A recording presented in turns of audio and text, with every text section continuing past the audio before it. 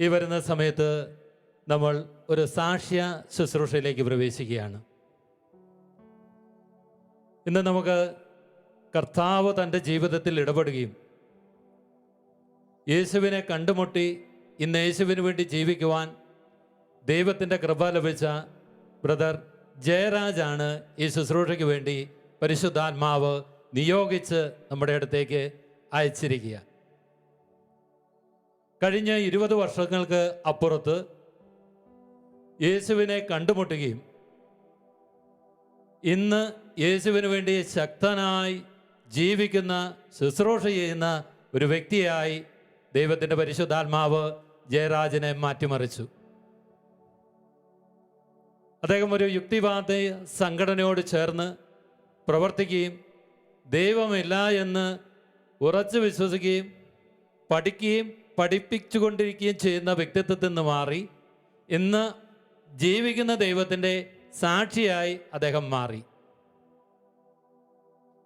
അദ്ദേഹം കണ്ണൂർ ജില്ലയിലെ ചന്ദനക്കാംപാറ ഇടവകാംഗമാണ്. കുടുംബജീവിതം നയിക്കുന്നു. 3 മക്കളുടെ പിതാവാണ്. നമുക്ക് സ്നേഹപൂർവ്വം ആ സഹോദരനെ ശ്രവിക്കാം.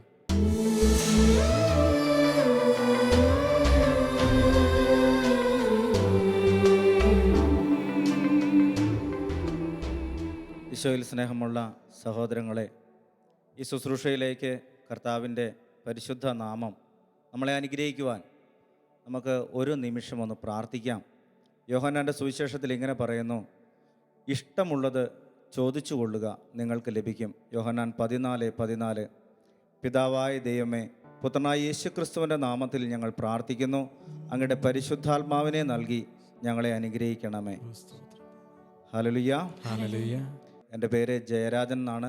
ഞാൻ ചന്ദനക്കാംപാറ ഇടവകക്കാരനാണ്. ഇപ്പോൾ കണ്ണൂർ സിറ്റിയിലാണ് താമസിക്കുന്നത്. വൈഫിൻ്റെ പേര് സരിത എന്നാണ്. മക്കൾ ജോസ്ഫീന, ജോസ്വിൻ, അൻ്റോണിയോ, 3 പേരും തിരുവനന്തപുരത്താണ് അവർ താമസിക്കുന്നത്. എൻ്റെ ജീവിത വിശ്വാസത്തിലേക്ക് കർത്താവ് വെളിച്ചം വീശിയ വലിയ അനുഭവ സാക്ഷ്യങ്ങൾ നിങ്ങളോട് പറയുമ്പോൾ പരിശുദ്ധാത്മാവിൻ്റെ വലിയ കൃപയും അനുഗ്രഹവും നിങ്ങളിലുണ്ടാകാൻ വേണ്ടി ആത്മാർത്ഥമായിട്ട് പ്രാർത്ഥിക്കുന്നു. ഞാൻ ജീവിതത്തിൻ്റെ വലിയ നിമിഷങ്ങളിൽ, നഷ്ടങ്ങളിൽ, കഷ്ടങ്ങളിലൊക്കെ ദൈവത്തെ അന്വേഷിക്കുകയും അവിടെയൊന്നും കണ്ടെത്താതിരുന്നൊരു ദൈവത്തെ ജീവിതത്തിൻ്റെ നല്ല സായാഹ്നങ്ങളിൽ അല്ലെങ്കിൽ നല്ല കാലങ്ങളിൽ കണ്ടെത്താൻ ഞാൻ പരിശ്രമിക്കാതിരുന്ന ഒരു ജീവിത അനുഭവമാണ് നിങ്ങളോട് പങ്കുവയ്ക്കുക.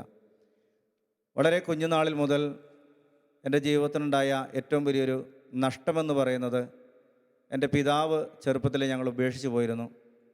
ഉപേക്ഷിച്ച് പോയ ആ കാലഘട്ടം തുടങ്ങി ഞങ്ങൾ ഓർഫനേജുകളിലും അനാഥാലയങ്ങളിലും അതുപോലെ ഞെരുങ്ങപ്പെട്ട ഒരു സാഹചര്യങ്ങളാണ്. എന്ന് പറഞ്ഞാൽ സാമ്പത്തിക ഞെരുക്കമുണ്ട്, ഭക്ഷണ സാഹചര്യം ദുർബലമായി, അതുപോലെ നല്ലൊരു വസ്ത്രം ധരിക്കാനോ ഒരു നല്ല സാഹചര്യങ്ങളോ നല്ല അന്തരീക്ഷങ്ങളോ ഇല്ലാതെ അപമാനവും നിന്ദനവും ഒരുപാട് നഷ്ടങ്ങളുടെയും കഷ്ടങ്ങളുടെയും വേദനകളുടെയും ദുഃഖങ്ങളുടെയും ദുരിതങ്ങളുടെയും തീഴ്ചയുടയിൽ കൂടി കടന്നുപോയ ഒരു ജീവിത കാലഘട്ടമായിരുന്നു ചെറുപ്പകാലത്ത് എനിക്കുണ്ടായിരുന്നത്. ആ അസ്വസ്ഥതയുടെ ഇടയിൽ എനിക്കൊരിക്കലും ദൈവത്തെ കണ്ടെത്താൻ കഴിഞ്ഞിരുന്നില്ല. കാരണം വിശക്കുമ്പോൾ കിട്ടാത്ത ദൈവം, ഒരു വസ്ത്രമില്ലാത്തപ്പോൾ ലഭിക്കാത്ത വസ്ത്രം തരാത്തൊരു ദൈവം, അല്ലെങ്കിൽ നമുക്ക് നഷ്ടങ്ങളെ ഉണ്ടാക്കി തരുന്നൊരു ദൈവമായിട്ടേ എനിക്ക് ദൈവത്തെ മനസ്സിലായിരുന്നുള്ളൂ. അതുകൊണ്ട് ആ ഒരു കാലഘട്ടങ്ങളെല്ലാം ദൈവമില്ലാതെ ജീവിച്ചിരുന്നുകൊണ്ട് സ്വന്തമായിട്ട് എങ്ങനെയെങ്കിലും പണിയെടുക്കുക, ജീവിക്കുക എന്നുള്ള ചിന്തയോടുകൂടി ഒരു വല്ലാത്ത രീതിയിലായിരുന്നു ജീവിതങ്ങളിൽ മുഴുവൻ. ഏകദേശം 20 വയസ്സോടെ പ്രായമാകുന്നോടും വരെ ഇങ്ങനെ ഒറ്റപ്പെട്ടും അല്ലെങ്കിൽ വേദനിക്കപ്പെട്ടും നിന്ദിക്കപ്പെട്ടും അപമാനിക്കപ്പെട്ടും ഒക്കെ പല സാഹചര്യങ്ങളായിരുന്നു. അങ്ങനെ ജോലിയുടെ സംബന്ധമായി ഞങ്ങൾ തലശ്ശേരിയിൽ താമസിക്കുന്ന ഒരു കാലഘട്ടത്തിൽ ഞാൻ അതിശക്തമായിട്ട് നിരീശ്വരവാദ പ്രസ്ഥാനത്തിലേക്ക് മാറി. അതിന് പ്രധാനപ്പെട്ട ഒരു കാരണം, നമ്മൾ ചില കാര്യങ്ങളൊക്കെ പ്രാർത്ഥിച്ചാൽ ലഭിക്കുമെന്നൊക്കെ ചിന്തിച്ച് അന്നത്തെ കാലത്ത് അന്നത്തെ വിശ്വാസം അനുസരിച്ച് ഞാൻ ഓർഫനേജ് പഠിച്ചപ്പോൾ എനിക്ക് കിട്ടിയ, അന്ന് പള്ളിയുടെ ഓർഫനേജാണ്, അതുകൊണ്ടാണ് യേശുക്രിസ്തുവിനെക്കുറിച്ച് കുറച്ച് അറിയാൻ പറ്റി. അതിനുശേഷം പഠിച്ചത് ഒരു പ്രൊട്ടസ്റ്റൻ്റുകാരുടെ അവരുടെ ഒരു ഓർഫനേജാണ്. അപ്പോൾ അതിലും കുറച്ച് പഠിക്കാൻ പറ്റി. അപ്പം അങ്ങനെ യേശുവിനെക്കുറിച്ച് അറിയാവുന്നത് കൊണ്ട് പ്രാർത്ഥനകളൊക്കെ കുറച്ച് കൂടുതൽ യേശുവിനോടായിരുന്നു. ചെറുപ്പകാലത്തെ അമ്മ ഞങ്ങളെ ശീലിപ്പിച്ചത് പള്ളിയിൽ പോകാനൊക്കെ തന്നെയായിരുന്നു. എങ്കിലും ഇതെല്ലാം ഒരു കാലഘട്ടം കഴിയുമ്പോഴേക്കും മറന്നുപോയി, വിശ്വാസം നശിച്ചുപോയി. പക്ഷേ ദൈവത്തിൻ്റെ വലിയ അത്ഭുതകരമായ കൃപയും ഇടപെടലും തീർച്ചയായിട്ടും എന്നെ ഇന്ന് നിങ്ങളുടെ മുമ്പിൽ ഒരു സാക്ഷിയാക്കി മാറ്റിയിരിക്കുകയാണ്. 17 വർഷങ്ങൾക്ക് ശേഷം ഞാനൊരു കമ്പനിയിൽ ജോലി ചെയ്യുന്ന കാലത്ത് ഞങ്ങൾ ബാച്ചിലേഴ്സ് ഒന്നിച്ച് ഒരു റൂമിൽ താമസിക്കുന്നു. അപ്പോൾ ആ സമയത്തും ഞാൻ ശക്തനായ നിരീശ്വരവാദിയാണ്. കിട്ടുന്ന പൈസ കള്ളു കുടിക്കുക, അതുപോലെ നന്നായിട്ട് ഭക്ഷണം കഴിക്കുക, അങ്ങനെയൊക്കെ ജീവിതത്തിൽ ഉല്ലാസം കണ്ടെത്തുക എന്നുള്ള ചിന്തകൾ മാത്രമേ ഉള്ളൂ. അപ്പോൾ ആ രീതിയിൽ ജീവിച്ച് നടന്ന കാലത്ത് എൻ്റെ അമ്മ ഇടയ്ക്ക് എൻ്റെ നാട്ടുകാരൊരാൾ ധ്യാനത്തിന് കൊണ്ടുപോയി. അമ്മ ഇച്ചിരി വിശ്വാസമൊക്കെ തീഷ്ണതയിലേക്കൊക്കെ വന്നു. ഞാൻ അമ്മയെ തടസ്സപ്പെടുത്താനോ അമ്മ ചെയ്യുന്നത് ശരിയല്ല എന്ന് പറയാൻ പോയില്ല. കാരണം എൻ്റെ മനസ്സിലെപ്പോഴും ദൈവമില്ലാത്ത അവസ്ഥയിൽ തന്നെയായിരുന്നു. പക്ഷേ അമ്മേനെ ദുഃഖിപ്പിക്കേണ്ടല്ലോ, അമ്മയെ വേദനിപ്പിക്കേണ്ട, അതുകൊണ്ട് എനിക്ക് പ്രത്യേകിച്ച് നേട്ടമൊന്നും ഇല്ലാത്തത് കൊണ്ട് തന്നെ ഞാനതിനെ എതിർക്കാൻ പോയില്ല. സ്വാഭാവികമായിട്ടും എൻ്റെ ജീവിതത്തിൽ ദൈവമെന്ന് പറയുന്ന അവസ്ഥ മറന്നുപോയി തുടങ്ങിയൊരു കാലം, ശക്തമായി ഞാൻ നിരീശ്വരവാദത്തിലേക്ക് ഉയർന്ന കാലത്താണ് മാഗസിനിൽ ഡിവൈൻ ധ്യാനകേന്ദ്രത്തിൽ പ്രാർത്ഥിച്ച് അത്ഭുതങ്ങൾ നടക്കുന്നു. അതിൽ പ്രധാനപ്പെട്ടൊരു വാർത്ത വന്നത് ഇങ്ങനെയാണ്: കുഞ്ഞുങ്ങളില്ലാത്തവർ കുഞ്ഞുങ്ങളുണ്ടാകുന്നു. അപ്പോൾ ഞങ്ങൾ റൂമിൽ സ്വാഭാവികമായിട്ടും ബാച്ചിലേഴ്സൊക്കെ ആയതുകൊണ്ട് നമ്മളിങ്ങനെ ഒത്തിരി കാര്യങ്ങളൊക്കെ സംസാരിക്കലും ചർച്ച ചെയ്തും വന്നപ്പോൾ ഈ വിഷയം ഞങ്ങൾ വലിയ തീക്ഷ്ണമായിട്ട് ചർച്ച ചെയ്തു. അപ്പോൾ ചില ആളുകൾ ആ മാഗസിനിൽ എഴുതിയിരിക്കുന്നത് ഇങ്ങനെയാണ്: അച്ഛന്മാർ ബന്ധപ്പെട്ടിട്ടാണ് കുട്ടികളുണ്ടാകുന്നത്, അല്ലാണ്ട് പ്രാർത്ഥിച്ചിട്ടല്ല എന്നുള്ള രീതിയിൽ. അപ്പം ഇത് എന്നെ വല്ലാണ്ട് ഒന്ന് കുലുക്കി. ആ കുലുക്കാനുള്ള കാരണം ഇതായിരുന്നു: ഈ വാർത്ത വായിച്ചിങ്ങനെ ചർച്ച ചെയ്തതിൻ്റെ ഇടയിൽ എൻ്റെ ഒരു കൂട്ടുകാരൻ പറയുകയാണ്, എടാ നിൻ്റെ അമ്മയും അവിടെ പോയില്ലേ? അപ്പം അങ്ങനെ പറഞ്ഞപ്പോൾ അതെനിക്കൊരു ഷെയിം പോലെയായി. അപ്പം ഞാൻ വളരെ ശക്തമായിട്ട് അതിനെ വിമർശിക്കുകയും അവരോട് വഴക്ക് കൂടുകയൊക്കെ ചെയ്തു. ഈ സംഭവം എന്നെ മുറിവേൽപ്പിച്ചൊരു സംഭവമാണ്. അപ്പോൾ എൻ്റെ മനസ്സിലൊരു ചിന്ത, ഞങ്ങളുടെ സംഘടനയിൽ, അതായത് നിരീശ്വരവാദ യുക്തിവാദ സംഘടനയിലൊക്കെ സജീവമായിട്ട് പ്രവർത്തിച്ച വ്യക്തികളാണ്. അപ്പോൾ അതുകൊണ്ട് ഞാൻ എൻ്റെ സംഘടനയിലെ ചില സുഹൃത്തുക്കളോട് ഇതിനെക്കുറിച്ച് അന്വേഷിക്കുവാൻ, ഇതിനെക്കുറിച്ചൊരു വ്യക്തമായ റിപ്പോർട്ട് കിട്ടാൻ വേണ്ടി ആവശ്യപ്പെട്ടപ്പോൾ അവരും എന്നെ നിരുത്സാഹപ്പെടുത്തി. അവരെന്നോട് പറഞ്ഞു, നിനക്കത്ര അത്യാവശ്യമാണെങ്കിൽ നീ പോയി അന്വേഷിച്ചോളാൻ പറഞ്ഞു. എൻ്റെ മനസ്സിൽ ചെറുപ്പകാലം തുടങ്ങി ക്രിസ്തീയ വിശ്വാസത്തോടും അല്ലെങ്കിൽ വൈദികരോട്, സന്യസ്തരോട്, സമർപ്പിതരോട് ഒക്കെ ഈ ബാച്ചിലേഴ്സ് കാലഘട്ടങ്ങളിൽ അവരോടൊക്കെ തോന്നിയൊരു ദേഷ്യം, അവരോട് തോന്നിയ വെറുപ്പ്, അവരോട് തോന്നിയ വൈരാഗ്യം, അവരോട് തോന്നിയ അസ്വസ്ഥത, ഇതൊക്കെ എൻ്റെ മനസ്സിലൊത്തിരിയുണ്ട്. കാരണം എൻ്റെ വീടിനടുത്ത് താമസിക്കുന്ന എല്ലാവരും ക്രിസ്ത്യാനികളാണ്. അവിടെ നമ്മളെ വീട് ഒരു ഓലമേഞ്ഞ് പറഞ്ഞു വീഴാറായ ഒരു വീടാണ്. നമ്മുടെ വീടിൻ്റെ സൈഡിൽ കൂടെ നടന്നു പോയാൽ പോലും നമ്മളെ കണ്ട് മൈൻഡ് ചെയ്യാത്ത ക്രിസ്ത്യാനികളെ ഞാൻ കണ്ടിട്ടുള്ളൂ. അല്ലെങ്കിൽ തൊട്ടപ്പുറത്ത് കള്ള് കച്ചവടം മാത്രം ചെയ്യുന്ന ഒരു ക്രിസ്ത്യാനിയെ കണ്ടിട്ടുണ്ട്. അങ്ങനെ വ്യത്യസ്ത മേഖലകളിൽ ഞാൻ കണ്ട ക്രിസ്ത്യാനികൾക്കൊന്നും ഒരു ക്രിസ്ത്യാനിറ്റി ഇല്ലാത്തത് കൊണ്ട് തന്നെ ഈ വിശ്വാസത്തോടൊക്കെ എനിക്ക് വലിയ വെറുപ്പ് തോന്നിയ കാലഘട്ടത്തിലാണ് ഇങ്ങനൊരു വാർത്തയും കൂടി വന്നത്.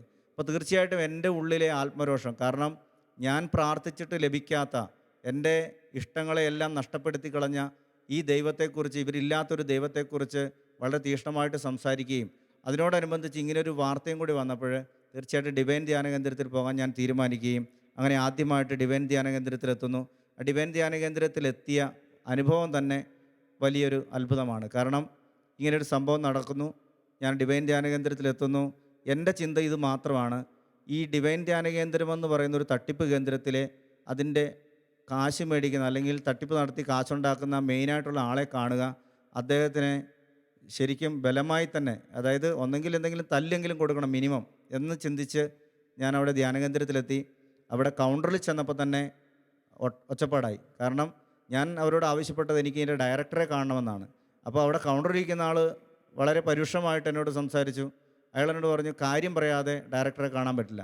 അപ്പോൾ ഞാൻ അദ്ദേഹത്തോട് തിരിച്ചു തർക്കിച്ചു, അങ്ങനെ കാര്യം പറഞ്ഞിട്ട് എനിക്ക് ആളെ കാണിച്ചു തരണ്ട, അല്ലാതെ കാണിച്ചു തരാൻ പറ്റുമെങ്കിൽ കാണിച്ചു തരിക, എനിക്ക് അദ്ദേഹത്തോട് മാത്രം സംസാരിക്കാനുള്ള വിഷയമാണെന്ന് പറഞ്ഞു. വളരെ മോശമായൊരു അന്തരീക്ഷത്തിലേക്ക് ആ കാര്യങ്ങൾ നീങ്ങി, വളരെ ബഹളമായി. അപ്പോൾ ഒരു സഹോദരൻ ഓടി വന്ന് എൻ്റെ മുമ്പിൽ കൈകൾ കൂപ്പി നിന്നിട്ട് എന്നോട് പറഞ്ഞു, സഹോദരൻ ഒച്ചപ്പാടും ബഹളമൊന്നും ആക്കരുത്, എന്താ പ്രശ്നമാണെങ്കിലും ഞാൻ പരിഹരിച്ചു തരാം. അപ്പം ഞാൻ ചോദിച്ചു, നിങ്ങളാരാ? അപ്പോൾ എന്നോട് അദ്ദേഹം പറഞ്ഞു, ഞാൻ ഇവിടുത്തെ ഇൻചാർജാണ്. അപ്പം ഞാൻ ചോദിച്ചു, ഡയറക്ടർ ആരാ? അപ്പോൾ എന്നോട് പറഞ്ഞു, ഞാൻ ഡയറക്ടർ ഇപ്പോൾ സ്ഥലത്തില്ല, അദ്ദേഹം 2 ദിവസം കഴിഞ്ഞേ വരികയുള്ളൂ, ആ വരുന്നത് വരെ ഇൻചാർജ് എനിക്കാണ്.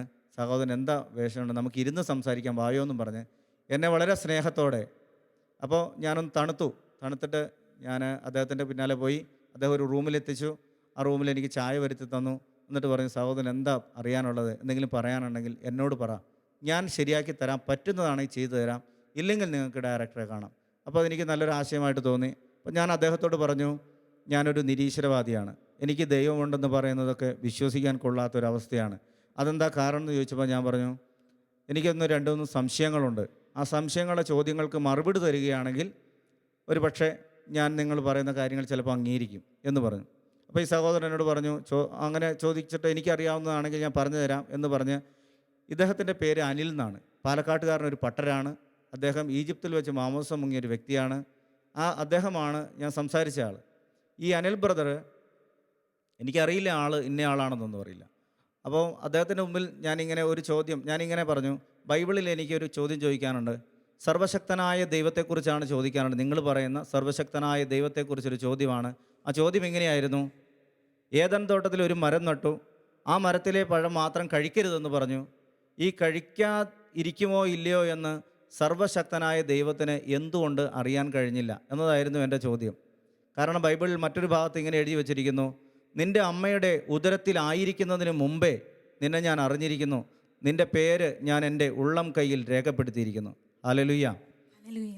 അപ്പോൾ ഈ വിഷയം ഞാൻ ബ്രദറിനോട് സംസാരിച്ചപ്പോൾ ബ്രദർ പറയുകയാണ്, ഇത്രയും ജ്ഞാനിയായ, ഇത്രയും കാര്യങ്ങൾ ക്രിയേറ്റ് ചെയ്ത ഒരു ദൈവത്തിന് ഈ മനുഷ്യർ ഈ വൃക്ഷത്തിൻ്റെ മുകളിൽ നിന്ന് ഈ പഴം കഴിക്കുകയോ ഇല്ലയോ എന്ന് ഗണിച്ചറിയാൻ പറ്റുന്നില്ലെങ്കിൽ സാധാരണക്കാരനൊരു കണിയാൻ്റെ പോലും പവറില്ലാത്തൊരു ദൈവമല്ലേ, അതൊരു ലോ ക്ലാസ് ദൈവമല്ലേ, അപ്പോൾ ഇതൊരു കൃത്രിമമായി സൃഷ്ടിച്ചതല്ലേ എന്ന് ഞാൻ ഇദ്ദേഹത്തോട് ചോദിച്ചപ്പോൾ ഇദ്ദേഹം എന്നോട് പറഞ്ഞു, സഹോദരൻ്റെ ചോദ്യം വളരെ നല്ല ചോദ്യമാണ്, ഞാൻ ഇതുവരെ ഇങ്ങനെ ചിന്തിച്ചിട്ടില്ല, നല്ല ചോദ്യമാണ്, വളരെ നന്നായിട്ടുണ്ട്, അടുത്ത ചോദ്യം എന്താണെന്ന് ചോദിച്ചു. അപ്പോൾ ഞാൻ വിചാരിച്ച് ഈ ചോദ്യങ്ങളെല്ലാം കേട്ട് ഒന്നിച്ച് മറുപടി പറയാനാണ് എന്ന് വിചാരിച്ച് ഞാൻ വീണ്ടും ഈ സഹോദരനോട് ചോദിക്കുകയാണ്. അടുത്ത ചോദ്യം ഇതാണ്, നമ്മൾ സ്വർഗത്തെക്കുറിച്ച് നമ്മൾ സഭ പഠിപ്പിക്കുന്നത് അല്ലെങ്കിൽ നമ്മൾ കേട്ടറിവ് ഇങ്ങനെയാണ്, സ്വർഗമെന്ന് പറയുന്നത് പരിശുദ്ധമായൊരു സ്ഥലം, ദൈവം വസിക്കുന്ന സ്ഥലം. അപ്പോൾ ദൈവം വസിക്കുന്ന സ്ഥലത്ത് പിശാച് എന്ന് പറയുന്ന സംഭവത്തെ ശപിക്കപ്പെട്ട അല്ലെങ്കിൽ അഹങ്കാര നിമിത്തം ഭൂമിയിൽ നിബന്ധിച്ചൊരു ആളായിട്ടാണ്, ഒരു വ്യക്തിയായിട്ടാണ് പിശാചിനെ പരിചയപ്പെടുത്തുക. അപ്പോൾ എൻ്റെ സ്വാഭാവികമായ സംശയം ഇതായിരുന്നു, പരിശുദ്ധമായ സ്വർഗമെന്ന് പറയുന്ന സ്ഥലത്ത് പിശാച് എന്ന് പറയുന്ന തിന്മയാണ്, പിശാച് അഹങ്കരിച്ചിട്ടാണ് ഭൂമിയിൽ ലഭിച്ചതെന്നാണ് എൻ്റെ ഒരു കേട്ടറിവ്. അപ്പം ഞാൻ ഈ കേട്ടറിവ് വെച്ച് പുള്ളിയോട് ചോദിക്കുകയാണ്, അഹങ്കാരം എന്ന് പറയുന്നൊരു തിന്മ സ്വർഗമെന്ന് പറയുന്ന പരിശുദ്ധമായ സ്ഥലത്ത് ഇല്ലാത്ത ഒരു സാധനം അവിടെ എങ്ങനെ ഉണ്ടായി എന്നായിരുന്നു എൻ്റെ രണ്ടാമത്തെ ചോദ്യം. ഈ രണ്ടാമത്തെ ചോദ്യം പുള്ളി കേട്ട് വീണ്ടും അത് വളരെ സന്തോഷത്തോടെ ആ ചോദ്യം സ്വീകരിച്ചിട്ട് എന്നോട് പറഞ്ഞു, സഹോദര, ഇതും നല്ലൊരു ചോദ്യമാണ്, ഞാനും ഇത് ആദ്യമായിട്ടാണ് എന്നോട് ഇങ്ങനെ ഒരാൾ ചോദിക്കുന്നത്, ഇത് കൊള്ളാം, വേറെ ഏതെങ്കിലും ചോദ്യം ഉണ്ടോ എന്ന് ചോദിച്ചു. അപ്പോൾ ഞാൻ വിചാരിച്ചു, ഇതെല്ലാം സർവ്വവിജ്ഞാനകോശത്തിൻ്റെ മുമ്പിലാണ് ഞാൻ ഇരിക്കുന്നത്, ഇപ്പം എല്ലാം മറുപടി കിട്ടും, അടുത്ത ചോദ്യം ചോദിക്കാമെന്നുള്ള ആവേശത്തോടു കൂടി അടുത്ത ചോദ്യം ഞാൻ വീണ്ടും ചോദിക്കുകയാണ്. നോഹയുടെ കാലത്ത് പ്രളയം മൂലം ലോകം മുഴുവൻ നശിപ്പിക്കപ്പെട്ടു. അങ്ങനെ നശിപ്പിച്ചപ്പോൾ അന്ന് പേടകത്തിലുണ്ടായിരുന്ന വിശുദ്ധരായ വ്യക്തികളാണ് നോഹയും കുടുംബവും. തീർച്ചയായിട്ടും അവർ പിന്നെ വിശുദ്ധരായിരിക്കണമല്ലോ. അങ്ങനെയാണെങ്കിൽ ഈ ലോകം നശിപ്പിച്ചപ്പോൾ പിന്നീട് ഭൂമിയിൽ എങ്ങനെ പാപമുണ്ടായി എന്നുള്ളതായിരുന്നു എൻ്റെ ചോദ്യം. ഹല്ലേലൂയ. അങ്ങനെ ഈ ചോദ്യം ചോദിച്ചു കഴിഞ്ഞപ്പം ഈ ചോദ്യം കൂടി പുള്ളി കേട്ടു. ഈ ചോദ്യം കേട്ടപ്പോൾ വീണ്ടും പുള്ളി അതേ പല്ലവി തന്നെ ആവർത്തിക്കുകയാണ്. പുള്ളി പറഞ്ഞു, ഇതും നല്ല ചോദ്യമാണല്ലോ സഹോദര, ഇതുവരെ ആരും ചോദിക്കാത്ത ചോദ്യം തന്നെയാണ്. സഹോദരന് എന്നെ കുറച്ച് പൊക്കിയൊക്കെ സംസാരിച്ചിട്ട് പുള്ളി പറഞ്ഞു, ഇതും നല്ല ചോദ്യം കേട്ടോ, ഇതിന് ഇനി വേറെ വല്ല ചോദ്യമുണ്ടോ? അപ്പോൾ ഒരു യുക്തിവാദിയെ സംബന്ധിച്ച് ദൈവത്തെക്കുറിച്ച് സംസാരിക്കുമ്പോൾ നിരവധി ചോദ്യങ്ങളുണ്ട്. അപ്പം എനിക്ക് ഇദ്ദേഹം മറുപടി തരാത്തത് കൊണ്ടും എൻ്റെ ചോദ്യങ്ങൾക്ക് വ്യക്തമായി ഒരെണ്ണത്തിൻ്റെ പോലും ആൻസർ തരാത്തത് കൊണ്ടും എനിക്ക് ചെറിയൊരു ദേഷ്യം വന്നു. അപ്പം ദേഷ്യം വന്ന് ഞാൻ പറഞ്ഞു, ഞാൻ എഴുന്നേറ്റ് കഴിഞ്ഞപ്പോൾ അദ്ദേഹം എന്നെ സമാധാനപ്പെടാൻ പറഞ്ഞ് അവിടെ ഇരുത്താൻ ശ്രമിച്ചു. കാരണം ഞാൻ എഴുന്നേറ്റപ്പോൾ ഞാൻ പറഞ്ഞു, ഞാൻ ഈ ചോദിച്ച ചോദ്യങ്ങൾക്ക് ഏതെങ്കിലും ഒരെണ്ണത്തിൻ്റെ ആൻസർ തന്നിട്ട് നമുക്ക് ഇനി മുന്നോട്ട് പോകാം എന്നായിരുന്നു എൻ്റെ ആവശ്യം. അപ്പോൾ ഈ സഹോദരൻ വീണ്ടും എന്നെ സമാധാനിപ്പിച്ച് അവിടെ ഇരുത്തിയിട്ട് എന്നോട് പറഞ്ഞു, സഹോദരൻ്റെ എല്ലാ ചോദ്യത്തിനും ഉത്തരവുണ്ട്. അപ്പോൾ എനിക്ക് വളരെ സന്തോഷമായി. ഇദ്ദേഹം ഇപ്പോൾ പറയാൻ പോവുകയാണ്. അങ്ങനെ ഞാൻ സംസാരിക്കുന്ന സമയത്ത് ഇദ്ദേഹം എന്നോട് പറഞ്ഞൊരു കാര്യം ഇതാണ്, പക്ഷെ ഒരൊറ്റ കണ്ടീഷനുണ്ട്, ഒരു 4 ദിവസം ഇവിടെ ഇരിക്കണം. ഹല്ലേലൂയ. ഈ 4 ദിവസം ഇരിക്കുക എന്ന് പറഞ്ഞാൽ എന്നെ സംബന്ധിച്ച് വലിയ ബുദ്ധിമുട്ടുള്ള കാര്യമാണ്. പക്ഷേ എൻ്റെ ജീവിതത്തിൽ ഞാൻ 8ാം ക്ലാസ്സിൽ പഠിക്കുമ്പോൾ ചോദിച്ച ചോദ്യങ്ങളാണിതെല്ലാം. അപ്പം ഈ ചോദ്യത്തിന് ഈ 4 ദിവസം ഇരുന്നിട്ട് മറുപടി കിട്ടുകയാണെങ്കിൽ അത് തീർച്ചയായിട്ടും എന്നെ സംബന്ധിച്ചൊരു നല്ല കാര്യമാണല്ലോ എന്ന് വിചാരിച്ച് ഞാൻ മനസ്സില്ലാ മനസ്സോടെ അവിടെ ആ ധ്യാനത്തിന്, ആ പ്രോഗ്രാമിന് പങ്കെടുക്കാൻ അവിടെ കയറി. ഏറ്റവും ബാക്കിലെ ബെഞ്ചിൽ, ബാക്കിലെ സീറ്റിൽ ഞാൻ പോയിരുന്നു. അവിടെ ഈ ക്ലാസ് നടക്കുന്നതിന് മുമ്പ്, ധ്യാനം തുടങ്ങുന്നതിന് മുമ്പ് ആളുകളൊക്കെ സ്റ്റേജിൽ കയറി സാക്ഷ്യം പറയുന്നുണ്ട്. അപ്പോൾ ഈ സാക്ഷ്യം പറയുമ്പോഴൊക്കെ എൻ്റെ ഉള്ളിൽ വളരെ വലിയ ചിരിയാണ്. കാരണം ഞാൻ കാണുന്ന വലിയൊരു കോമഡി പോലെയാണ് എനിക്ക് തോന്നുന്നത്. കാരണം ഇവിടെ വന്ന് പ്രാർത്ഥിച്ചപ്പോൾ ക്യാൻസർ മാറി, ഇവിടെ വന്നപ്പോൾ വരുന്നതിന് മുമ്പിൽ മുഴുവൻ ക്യാൻസറായിരുന്നു. അത് ക്യാൻസർ മാറിയതിൻ്റെ സർട്ടിഫിക്കറ്റ് ഇതാണെന്നൊക്കെ പറഞ്ഞ ആൾക്കാർ സ്റ്റേജിൽ നിന്നൊക്കെ ഇത് പൊന്തിച്ച് കാണിക്കും. അപ്പോൾ എൻ്റെ മനസ്സിലെ ചിന്ത ഇങ്ങനെയാണ്, ഇതൊരു കച്ചവട സ്ഥാപനമാണ്. ഇവിടെയുള്ള ക്രിസ്ത്യാനികളെല്ലാവരും കൂടെ കാശ് കൊടുത്ത് നാടകക്കാരെ കൊണ്ട് അഭിനയിച്ച് പറയിപ്പിക്കുന്ന ഒരു സംരംഭം. അപ്പോൾ ഈ സാക്ഷ്യം പറയുന്നവനൊക്കെ ദൂരെ സ്റ്റേജിൽ നിന്നൊരു പേപ്പർ പൊന്തിച്ച് ഇങ്ങനെ കാണിക്കും. ഇപ്പം നമ്മുടെ നാട്ടിൽ കള്ളനോട്ടടിക്കുന്ന നമ്മുടെ നാട്ടിലൊരു സർട്ടിഫിക്കറ്റ് ഉണ്ടാക്കാൻ വലിയ പണിയൊന്നുമില്ല. അപ്പോൾ അത് ഇത്രയും വിദഗ്ധമായിട്ട് ഇവരെ ആളുകളെ വഞ്ചിക്കുന്നല്ലോ എന്നുള്ളൊരു ചിന്ത. അപ്പോൾ ഒരു സാക്ഷ്യവും എൻ്റെ ഹൃദയത്തെ സ്പർശിച്ചില്ലെന്ന് മാത്രമല്ല, ഓരോ സാക്ഷ്യം കഴിയുമ്പോഴും എനിക്ക് ഈ ധ്യാനകേന്ദ്രത്തോട് ദേഷ്യം വർദ്ധിക്കാൻ തുടങ്ങി. വളരെ വളരെ വിഷമമായി. കാരണം ഇരിക്കാൻ പറ്റുന്നില്ല. അപ്പം ഞാൻ എന്ത് ചെയ്തു, ഇവിടെ അച്ഛന്മാർ തരികട കാണിക്കുന്നുണ്ടോയെന്നൊക്കെ ചിന്തിച്ച് അതിലെല്ലാം പുറത്തിറങ്ങി കറങ്ങി നടന്നു. ബിൽഡിങ്ങിൻ്റെ എല്ലാ ഭാഗങ്ങളും പോയി പരിശോധിച്ചു. അവിടെയൊന്നും രഹസ്യ സ്വഭാവമുള്ളതൊന്നും എനിക്ക് കണ്ടുപിടിക്കാൻ കഴിഞ്ഞില്ല. എങ്കിലും എൻ്റെ മനസ്സിലൊരു ചിന്തയുണ്ടായിരുന്നു, ഏതെങ്കിലും അച്ഛനെ ഏതെങ്കിലും രീതിയിൽ ഒരു ചെറിയൊരു ചാൻസിലെങ്കിലും കണ്ടാൽ കയ്യോടെ പൊട്ടിക്കുക എന്നുള്ളതാണ് എൻ്റെ ചിന്ത. അങ്ങനെ അത്രമേൽ ദേഷ്യത്തിൽ നിൽക്കുന്ന ആ ധ്യാനം നടക്കുന്ന സമയത്ത് 1 ദിവസം കഴിഞ്ഞു, 2 ദിവസം കഴിഞ്ഞു, 3 ദിവസം കഴിഞ്ഞു. അപ്പോൾ എൻ്റെ മനസ്സിലെ കാൽക്കുലേഷൻ എങ്ങനെയാണ്, അന്ന് ഏകദേശം 20,000 പേര് അവിടെ ധ്യാനത്തിന് വന്നിട്ടുണ്ട്. 170 രൂപയാണ് ഫീസ്. ഞാൻ കണക്കൂട്ടി നോക്കുമ്പോൾ വലിയൊരു സംഖ്യ അവിടെ പിരിഞ്ഞു കിട്ടുന്നുണ്ട്. അപ്പോൾ ഇത്രയും സംഖ്യ പിരിഞ്ഞു കിട്ടുന്നതിനകത്ത് ഈ നാടകക്കാർക്ക് ഡെയിലി ഒരു 1000 രൂപ വെച്ച് കൊടുത്താലും നിലവിലത്തെ സാഹചര്യത്തിൽ ഒരു 5 ലക്ഷം രൂപ കുറഞ്ഞ് വരുമാനമുള്ള ഒരു വലിയൊരു ബിസിനസ് സംരംഭമായിട്ട് എനിക്കതിനെ കാണാൻ പറ്റി. അപ്പം ഇതിനെ നശിപ്പിക്കാൻ, അല്ലെങ്കിൽ ഇതിനെ ഇല്ലാതെയാക്കാൻ എന്നെക്കൊണ്ട് സാധിക്കുമോ ഇല്ലയോ എന്നുള്ളൊരു ചിന്ത എൻ്റെ മനസ്സിലുണ്ട്. അങ്ങനെ വളരെ അതിൻ്റെ ഇടയ്ക്ക് ഒരു സംഭവം നടന്നത് എന്താണെന്ന് വെച്ച് കഴിഞ്ഞാൽ, അവിടെ ഞാൻ കഴുകിയിട്ട ഡ്രസ്സ് കാണാണ്ടായിപ്പോയി. അപ്പോൾ ഇവരവിടെ ഇരുന്ന് ഭയങ്കര പ്രാർത്ഥനയും കാര്യങ്ങളൊക്കെയാണ്. അപ്പോൾ എൻ്റെ മനസ്സിലെ ചിന്ത, ഇത്രയും വലിയ ധ്യാനഗുരുക്കന്മാരും അല്ലെങ്കിൽ പ്രാർത്ഥിച്ച് കാര്യങ്ങളൊക്കെ കണ്ണടച്ച് പറയുന്ന വ്യക്തികളൊക്കെ ഇവിടെ ഉണ്ടെങ്കിൽ ഈ കട്ടുകൊണ്ട് പോകുന്ന കള്ളനാരാണെന്ന് ഇവർക്ക് കണ്ടുപിടിക്കാൻ കഴിയില്ലേ എന്നൊരു ചിന്ത എൻ്റെ മനസ്സിൽ.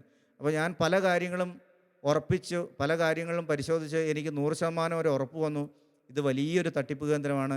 ഇതിനെ ഒന്നെങ്കിൽ പെട്രോൾ ഒഴിച്ച് കത്തിക്കണം, അങ്ങനെയൊക്കെയുള്ളൊരു ചിന്തയാണ്. കൊല്ലണം, എല്ലാത്തിനെയും കൊല്ലണം. അങ്ങനെയൊക്കെ ഒരു ഭയങ്കര വൈരാഗ്യ ബുദ്ധിയോടുകൂടി തന്നെ ഞാനതിനെ കാണാൻ തുടങ്ങി. അപ്പോൾ പിറ്റേ ദിവസം ധ്യാനം തീരുന്നു. അപ്പോൾ എനിക്ക് മനസ്സിലൊരു നിരാശ. ഈ ഡയറക്ടർ അച്ഛൻ വന്നു, ഡയറക്ടർ അച്ഛനെ കാണാൻ പറ്റിയിട്ടില്ല. അപ്പം ഞാൻ വിചാരിച്ചു, ഇവിടെ ധ്യാനം കൂടിയിട്ട് എന്തായാലും എനിക്കൊരു അനുഭവം, എനിക്കൊരു മറുപടിയും കിട്ടിയിട്ടില്ല. ഇവിടുന്ന് പോകുന്നതിന് മുമ്പ് ഇതിൻ്റെ ഡയറക്ടർ അച്ഛനെ നേരിട്ട് കാണുകയും അദ്ദേഹത്തിൻ്റെ 2 അടിയെങ്കിലും കൊടുത്തിട്ട് പോയില്ലെങ്കിൽ എനിക്കൊരു സമാധാനം കിട്ടില്ല. അപ്പോൾ അതുകൊണ്ട് എൻ്റെ മനസ്സിൽ ഇദ്ദേഹത്തോടുള്ള വെറുപ്പും വൈരാഗ്യവും ഒക്കെ വെച്ച് ഞാൻ അച്ഛനെ നോട്ട് ചെയ്തു. അച്ഛൻ്റെ പേര് പനക്കലച്ചൻ എന്നാണ്. പനക്കലച്ചനെ നോട്ട് ചെയ്ത്, അദ്ദേഹം വലിയ ഹൈറ്റൊന്നുമില്ല, എനിക്ക് താങ്ങാൻ പറ്റുന്നൊരു വ്യക്തിയാണ്. അപ്പോൾ ഞാനിങ്ങനെ മനസ്സിൽ പുള്ളീനെ എങ്ങനെ ആക്രമിക്കണം എന്നുള്ള പ്ലാനും പദ്ധതിയൊക്കെ റെഡിയാക്കി രാത്രി 12 മണിക്ക് ഞാൻ അച്ഛൻ്റെ റൂമിലേക്ക് പോവുകയാണ്. അച്ഛൻ്റെ റൂമിലേക്ക് ചെല്ലുമ്പോൾ, അച്ഛൻ്റെ റൂം ഒരു നിലയുടെ മുകളിലാണ്. അവിടെ ഒത്തിരി ആളുകൾ, ആ സമയത്ത് പോലും അനേകം ആളുകൾ ഇങ്ങനെ ക്യൂ നിൽക്കുന്നു. അപ്പം അച്ഛൻ പ്രാർത്ഥിക്കുന്നു, റൂമിൽ നിന്ന് പ്രാർത്ഥിക്കുകയാണ്, ഓരോരുത്തരെ കണ്ടു തിരിച്ചു പോകുന്നു. എനിക്കിതിനെക്കുറിച്ച് വലിയ ഐഡിയ ഇല്ലാത്തതുകൊണ്ട് ഞാൻ ആ ക്യൂ നിന്ന ആളോട് ചോദിച്ചു, ഇവിടെ എന്താ പരിപാടി? അപ്പം അയാൾ പറഞ്ഞു, അച്ഛൻ ആളെ കാണാൻ ഇരിക്കുന്നതാണ്, കുറേ സമയമെടുക്കും, ഞങ്ങൾ വന്നിട്ട് കുറേ നേരമായി. അപ്പോൾ എനിക്ക് മനസ്സിലായി ഇന്ന് പരിപാടി നടക്കുകയില്ല. കാരണം ഇത്രയും ആളുകൾ പോയി തീരുമ്പോഴത്തേക്കും ഒരുപക്ഷെ നേരം വെളുത്തു പോകും. അങ്ങനെ ഞാൻ എന്ത് ചെയ്യണമെന്ന് അറിയാതെ നിൽക്കുന്ന സമയത്ത് ഒരു സഹോദരൻ അവിടുന്ന് ശുശ്രൂഷകൻ വിളിച്ച് പറഞ്ഞു, അച്ഛന് എനിക്ക് കിടന്നുറങ്ങണം, നാളെ ശുശ്രൂഷയുള്ളതാണ്, നിങ്ങളൊക്കെ പോയിട്ട് നാളെ വാന്ന് പറഞ്ഞു. ഇങ്ങനെ പറഞ്ഞപ്പോൾ പെട്ടെന്ന് എനിക്കൊരു സന്തോഷം വന്നു. അപ്പം അച്ഛൻ അകത്തുനിന്ന് വിളിച്ച് പറഞ്ഞു, ഒരു 10 പേരെ അകത്തേക്ക് കയറ്റി വിടാൻ പറഞ്ഞു. അങ്ങനെ ഞാൻ നിൽക്കുമ്പോൾ തന്നെ ഏകദേശം 10-12 ആളുകൾ ഒരു കൊച്ചു മുറിയിലേക്ക് കയറി പോകുന്നു, കതക് അടയ്ക്കുന്നു. കുറച്ച് കഴിഞ്ഞ് അവർ ഇറങ്ങിപ്പോന്നു. അങ്ങനെ 1-2 പ്രാവശ്യം ഈ അവസ്ഥ നടന്നു കഴിഞ്ഞപ്പം എൻ്റെ കൂട്ടത്തിൽ, എൻ്റെ അടുത്ത് ഞാൻ നിന്നതിൻ്റെ സൈഡിൽ നിന്നൊരു പയ്യനും ആ കൂട്ടത്തിലും കയറിപ്പോയി. അവൻ തിരിച്ചിറങ്ങി വന്നപ്പോൾ ഞാൻ അവനെ പിടിച്ചു നിർത്തിയിട്ട് ചോദിച്ചു, മോനെ എടാ അതിനകത്ത് എന്നാടാ പരിപാടി എന്ന് ചോദിച്ചു. ഇത് ഞാൻ ചോദിക്കുന്ന സമയത്ത് ഈ മകൻ വളരെ കൈകൂപ്പി എന്നോട് പറയാണ്, ചേട്ടാ ഭയങ്കര അത്ഭുതമാണെന്ന് പറഞ്ഞു. അപ്പോൾ എനിക്ക് തോന്നി തീർച്ചയായിട്ടും എന്തോ ഒരു തരികട ഇയാൾ കാണിക്കാൻ പോവുകയാണ്. അപ്പോൾ ചാടി കൈയോടെ പിടിക്കണം, പിടിച്ചു കഴിഞ്ഞാൽ അന്നേരം പൊട്ടിക്കാം എന്ന് വിചാരിച്ച് ഞാൻ അടുത്ത ബാച്ചിൽ ഞാനും കയറി. അടുത്ത ബാച്ചിൽ ഞാൻ കയറുമ്പോൾ ഞാൻ നോക്കുമ്പോൾ എല്ലാവരും കയറി റൂമിൽ കയറി കൈയൊക്കെ കൂപ്പി വളരെ ഭക്തിയോടെ നിൽക്കുകയാണ്. എനിക്ക് ഭക്തിയൊന്നും ഇല്ലാത്തതുകൊണ്ട് ഞാൻ അച്ഛൻ്റെ മുമ്പിൽ അച്ഛനെ കൈയോടെ പിടിക്കാനുള്ള കയ്യെത്തും ദൂരത്ത് ഞാൻ അച്ഛൻ്റെ നേരെ മുമ്പിൽ പോയി നിന്നു. അച്ഛൻ കണ്ണടച്ച് ശുശുശു എന്ന് വെക്കുന്നുണ്ട്. എനിക്കൊന്നും മനസ്സിലായില്ല. ആദ്യത്തെ ശുശു വെച്ച് കഴിഞ്ഞിട്ട് അച്ഛൻ പറഞ്ഞു 14,000 രൂപയുടെ കടബാധ്യത മൂലം ആത്മഹത്യ ചെയ്യാൻ ശ്രമിക്കുന്ന ഒരു യുവാവ്.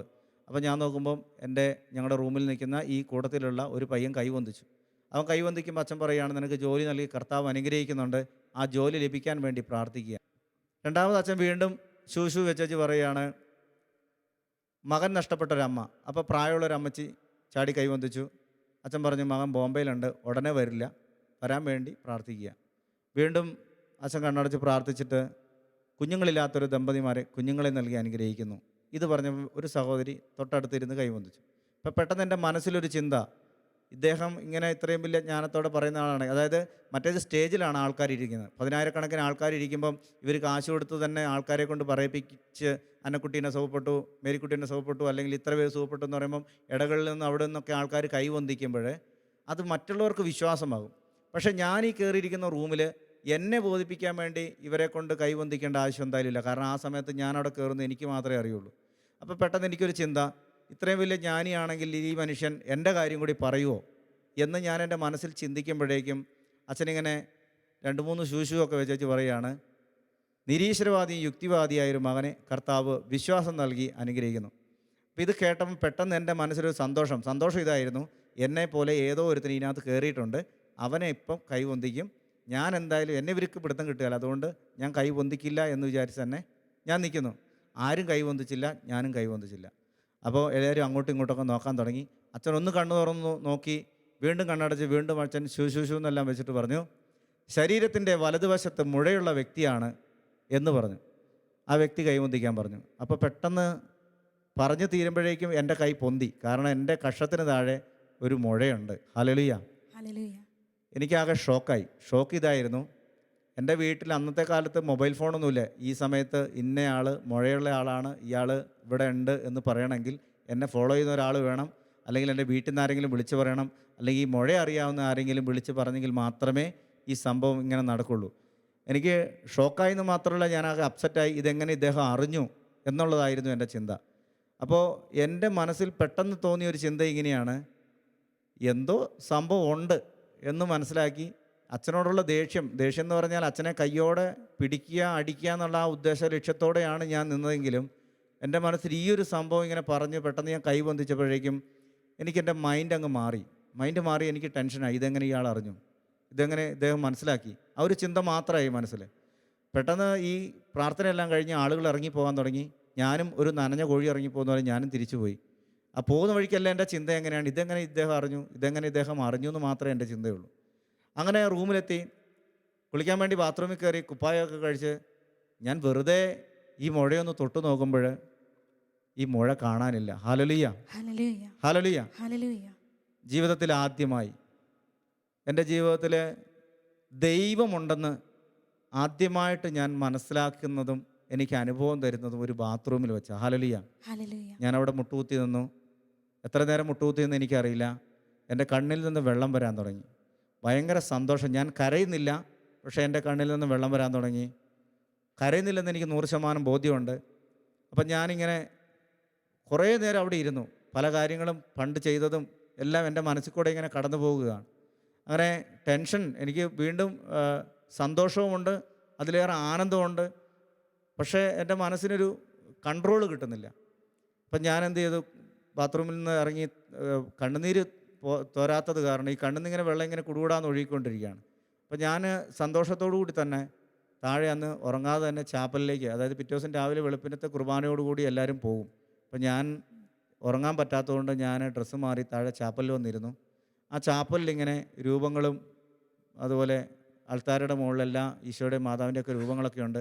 എനിക്കതൊന്നും കണ്ടിട്ടൊന്നും തോന്നുന്നില്ല. കാരണം ഞാൻ അവസാനം പഠിച്ച പ്രൊട്ടസ്റ്റൻ്റ് വിശ്വാസികളുടെ സഭയിലായതുകൊണ്ട് ഓർഫനേജിൽ പഠിച്ച ആ കാലഘട്ടത്തിൽ എനിക്ക് വിഗ്രഹാരാധനയെക്കുറിച്ചും ഒക്കെ ഒത്തിരി ക്ലാസ്സുകൾ കിട്ടിയിരുന്നു. അതുപോലെ തന്നെ വളർന്നപ്പോൾ എൻ്റെ സുഹൃത്തുക്കൾ ഏറ്റവും കൂടുതലുണ്ടായിരുന്നു മുസ്ലിം സഹോദരങ്ങളാണ്. അപ്പോൾ അവരുടെ വിശ്വാസവും രീതികളൊക്കെ എനിക്ക് കുറച്ചൊരു ഇഷ്ടം തോന്നിയതുകൊണ്ട് ഈ രൂപങ്ങളൊക്കെ മുമ്പിൽ ഇങ്ങനെ പോയി കുറേ നേരം ഇരുന്നപ്പോൾ എനിക്കൊരു ഒന്നും തോന്നുന്നില്ല. എങ്കിലും കുറച്ച് നേരം അവിടെ ഇരുന്നു. നേരം വെളുത്ത് ഞാൻ അവിടെ ഹാളിലെത്തി. അന്നത്തെ പ്രാർത്ഥനയിൽ എനിക്ക് സജീവമായിട്ട് പങ്കെടുക്കാൻ പറ്റിയില്ല. കാരണം എൻ്റെ കൂടെ തലേ ദിവസം വരെ ഇതെല്ലാം തട്ടിപ്പാണ്, തരികിടയാണ് എന്നെല്ലാം പറഞ്ഞ് നടന്ന് ഞാൻ പിറ്റേ ദിവസം രാവിലെ എഴുന്നേറ്റ് ചാടിക്കയറി പ്രാർത്ഥിച്ചു കഴിഞ്ഞാൽ ഒരുപക്ഷെ കൂടെ ഉണ്ടായിരുന്നവൻ ചിലപ്പോൾ എൻ്റെ തലക്കിട്ടടിക്കും. അതുകൊണ്ട് ഞാൻ എന്ത് ചെയ്തു, ഞാൻ അനങ്ങാതെ ഞാൻ അവിടെ തന്നെ ഇരുന്നു. എന്നോട് ചോദിച്ചപ്പോൾ ഞാൻ പറഞ്ഞു, എനിക്ക് തലവേദനയാണ്, നിങ്ങൾ വിട്ടോളാൻ പറഞ്ഞു. അങ്ങനെ ഞാൻ അവിടുന്ന് തൽക്കാലത്തേക്ക് ആ ധ്യാനകേന്ദ്രത്തിൽ നിന്ന് ചാടി രക്ഷപ്പെട്ടു. പക്ഷേ എൻ്റെ ജീവിതത്തിൽ എനിക്കൊരു അബദ്ധം പറ്റിയത് എന്താണെന്ന് ചോദിച്ചാൽ, ദൈവവിശ്വാസമുണ്ടായി, പക്ഷേ യേശുക്രിസ്തു ദൈവമാണെന്ന് മനസ്സിലായില്ല. ഹല്ലേലൂയ. ഹല്ലേലൂയ. യേശുക്രിസ്തു ദൈവമാണെന്ന് മനസ്സിലാകാൻ വീണ്ടും 1 വർഷം ഏകദേശം എടുത്തു. അതിൻ്റെ പ്രധാനപ്പെട്ട ഒരു കാരണം ഞാൻ പറഞ്ഞല്ലോ, എൻ്റെ സുഹൃത്തുക്കൾ മുസ്ലിങ്ങളായിരുന്നതുകൊണ്ടും ഇവനോടുള്ള സ്നേഹവും അവനോടുള്ള ബഹുമാനം കൊണ്ട് എൻ്റെ മനസ്സിൽ ഇങ്ങനെ ഒരു ചിന്ത കയറി. അങ്ങനെ ഞാനൊരു പതുക്കെ ഞാനൊരു ഇസ്ലാം മത വിശ്വാസത്തിലേക്ക് ചേക്കേറുന്ന ഒരാളായി തീർന്നു. ആ കാലഘട്ടത്തിൽ എനിക്കൊരു കല്യാണാലോചന വന്നു. ആ വിവാഹാലോചന ഒന്ന് സാമ്പത്തികമായിട്ട് കുറവുള്ളൊരു വീടാണ്, പക്ഷേ അവർ ഗൾഫിൽ കൊണ്ടുപോകും, ജോലി തരും. അപ്പോൾ എനിക്ക് തോന്നി അത് നല്ലൊരു കാര്യം. പക്ഷേ രണ്ടാമത് വേറൊരു വിവാഹം വന്നു. ആ വിവാഹം എങ്ങനെയാണ്, ഭർത്താവ് മരണപ്പെട്ട ഒരു സഹോദരൻ, ഒരു സഹോദരി, അവരുടെ ഒരു കുഞ്ഞുണ്ട്, ഇഷ്ടം പോലെ സമ്പത്തുണ്ട്.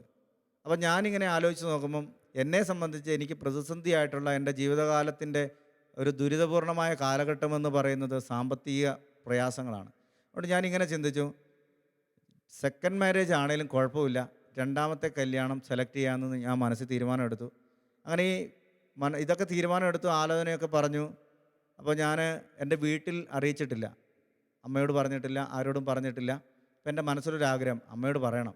അമ്മയോട് പറഞ്ഞ് അമ്മയുടെ ആശീർവാദമൊക്കെ മേടിച്ചിട്ട് വേണം ഇസ്ലാം മതം സ്വീകരിക്കാൻ. അങ്ങനെ ഇസ്ലാം മതം സ്വീകരിക്കാൻ 1 മാസം ബാക്കി നിൽക്കുന്നതിന് മുമ്പ് ഞാൻ വീട്ടിൽ ഈ കാര്യം അവതരിപ്പിച്ചു. ഞാൻ ഈ അവതരിപ്പിക്കുന്ന സമയത്ത് അമ്മ അടുക്കളയിൽ എന്തോ പണിയെടുത്തുകൊണ്ടിരിക്കുകയാണ്. ആ പണിയെടുക്കുന്നതിൻ്റെ ഇടയ്ക്ക് അമ്മേനെ സോപ്പിംഗ് ആക്കി ഞാൻ മെല്ലെ കാര്യങ്ങളൊക്കെ അവതരിപ്പിച്ച്, അതിൻ്റെ ഇടയ്ക്ക് ഞാനിങ്ങനെ മുസ്ലിം കാര്യങ്ങളൊക്കെ ഞാൻ ചെല്ലുമ്പോഴെല്ലാം വളരെ പുകഴ്ത്തി സംസാരിക്കുന്ന ഒരാളാണ്. അപ്പോൾ ഇങ്ങനെ പറഞ്ഞ് ഞാൻ അമ്മയെ സോപ്പിംഗ് ആക്കി കാര്യങ്ങളൊക്കെ പറഞ്ഞ് ഞാൻ അമ്മയോട് ഇങ്ങനെ പറഞ്ഞു, അമ്മയെ ഞാൻ ഇസ്ലാം മതം സ്വീകരിക്കാൻ പോവുകയാണെന്ന് പറഞ്ഞു.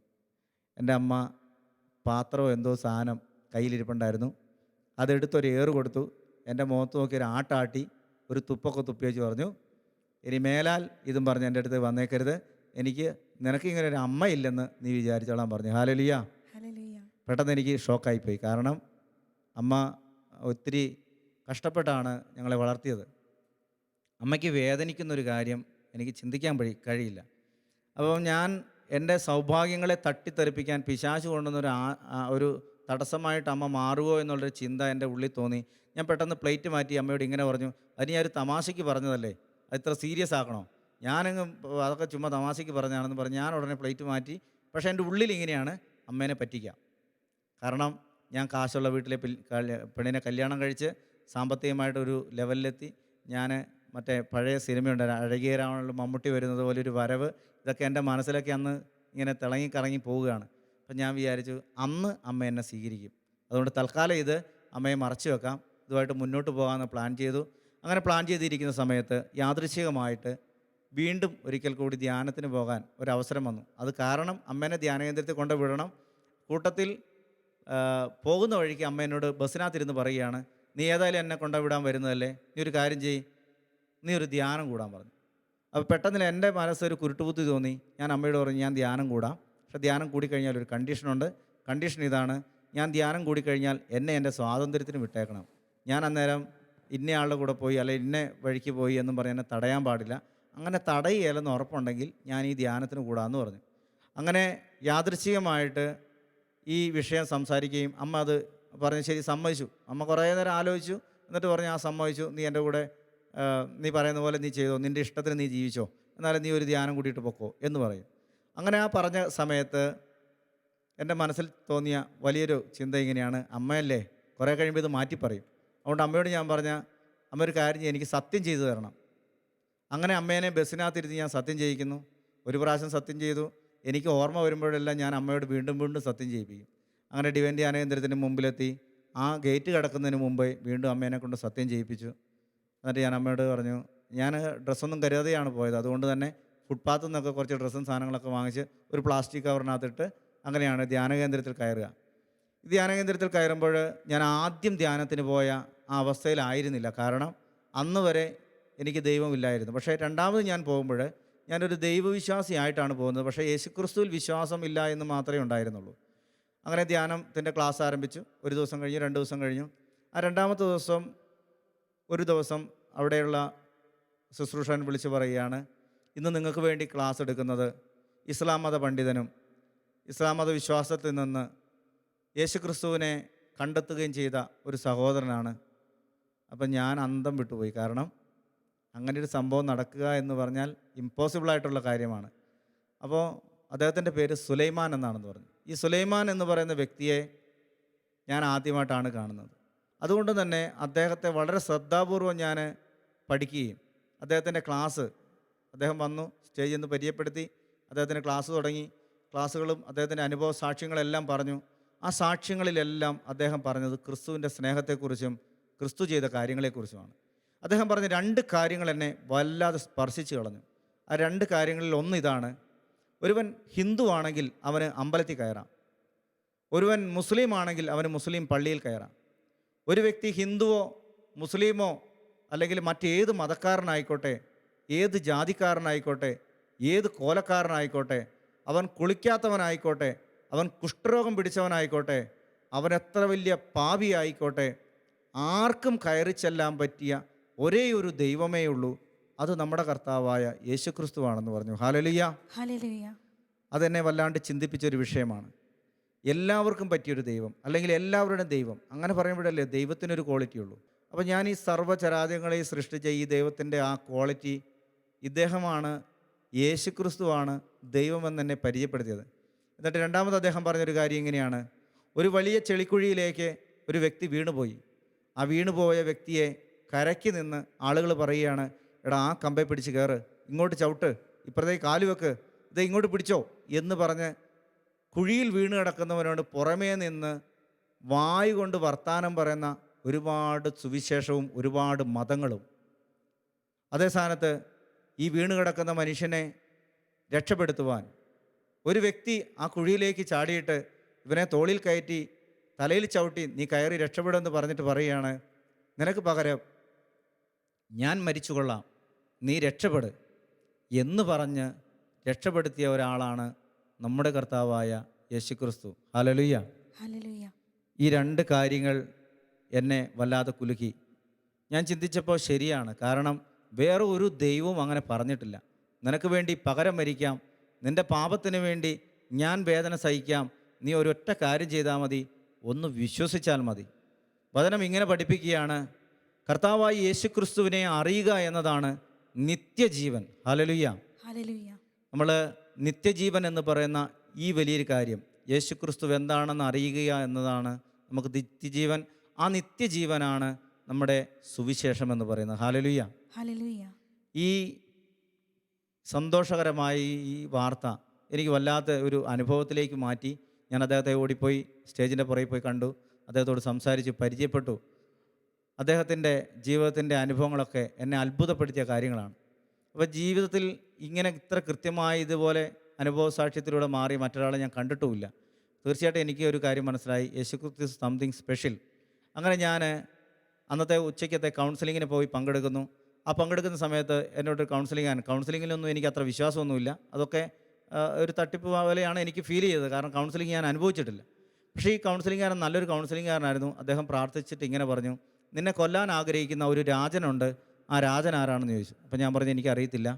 അപ്പോൾ ഈ സഹോദരൻ പറഞ്ഞു, അപ്പോൾ അദ്ദേഹത്തിന് മനസ്സിലായി അദ്ദേഹം ഈ കൗൺസിലിംഗ് നടത്തുന്നതിനോടൊന്നും എനിക്കത്ര താല്പര്യമില്ല, ഞാനൊരു മനസ്സില്ലാ മനസ്സോടെയാണ് അവിടെ നിൽക്കുന്നതെന്ന് അദ്ദേഹത്തിന് മനസ്സിലായതുകൊണ്ട് അദ്ദേഹം എന്നോട് പ്രത്യേകം പറഞ്ഞു, സഹോദരൻ ഒരു കാര്യം ചെയ്യുക, അവിടെ അൾത്താരയിൽ കുരിശിൻ്റെ രൂപമുണ്ട്, അവിടെ പോയിരുന്ന് പ്രാർത്ഥിക്കുക, കർത്താവ് വെളിപ്പെടുത്തി തരുമെന്ന് പറഞ്ഞു.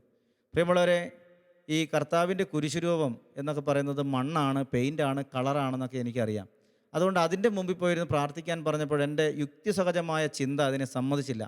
അതുകൊണ്ട് ഞാൻ എന്ത് ചെയ്തു, വളരെ സാവധാനം തന്നെ ഭക്ഷണം, അന്ന് കൗൺസിലിംഗ് ദിവസം ആയതുകൊണ്ട് ഹാളിലൊന്നും ആളുകളില്ല, എല്ലാവരും ഭക്ഷണത്തിനും കൗൺസിലിങ്ങിനും മറ്റു പരിപാടികൾക്കും കുമ്പസാരത്തിനൊക്കെ പോയതുകൊണ്ട് ഹാള് കാലിയാണ്. വളരെ കാലിയായിട്ട് കിടക്കുന്ന കസേരയിൽ ഞാൻ ഭക്ഷണമൊക്കെ കഴിഞ്ഞ് അലസമായി തന്നെ എന്തായാലും ഇദ്ദേഹം പറഞ്ഞതല്ലേ എന്ന് വിചാരിച്ച് ഞാൻ ആ കുരിശുരൂപത്തിൻ്റെ മുമ്പിൽ ഏറ്റവും ഫ്രണ്ടിൽ ആ കസേരയുടെ മുമ്പിൽ ഞാൻ പോയിരുന്നു. എനിക്കിങ്ങനെ ഈശോയെ കുരിശുരൂപം ഇങ്ങനെ നേരെ കാണാവുന്ന രീതിയിലാണ് ഞാൻ ഇരിക്കുന്നത്. അപ്പം ഞാൻ ഈ കുരിശുരൂപത്തിലേക്ക് നോക്കിയിട്ട് ഞാനിങ്ങനെ പ്രാർത്ഥിക്കുകയാണ്. പ്രാർത്ഥനയാണോ എന്നൊന്നും എനിക്കറിയത്തില്ല. എൻ്റെ ചിന്ത ഇതാണ്, എൻ്റെ കർത്താവ്, ഈ രാജനെന്ന് പറയുന്ന ആളാരാ? എനിക്ക് അറിയത്തില്ലല്ലോ. രാജൻ്റെ പേരിലാണല്ലോ ഞാൻ കൗൺസിലുകാരൻ എന്നെ പിരിച്ചുവിട്ടത്. അതുകൊണ്ട് ഞാൻ പെട്ടെന്ന് ഇങ്ങനെ പ്രാർത്ഥിച്ചു, ഈ രാജൻ ആരാ കർത്താവ് എന്ന് ചോദിക്കുമ്പോൾ, പ്രിയമുള്ളവരെ, വളരെ വ്യക്തമായി ഈ രാജനെ എൻ്റെ ഓർമ്മയിലേക്ക് പരിശുദ്ധാത്മാവ് തന്നു. ആ രാജനും ഞാനുമായിട്ട് വർഷങ്ങൾക്ക് മുമ്പ് ഒരു അടി നടന്നിരുന്നു. അന്ന് അടി ഉണ്ടായ സമയത്ത് എന്നെക്കാളും തണ്ടും തടിയുള്ളൊരു മനുഷ്യനാണ് അദ്ദേഹം. മേസ്തിരി പണിക്കാരനാണ്.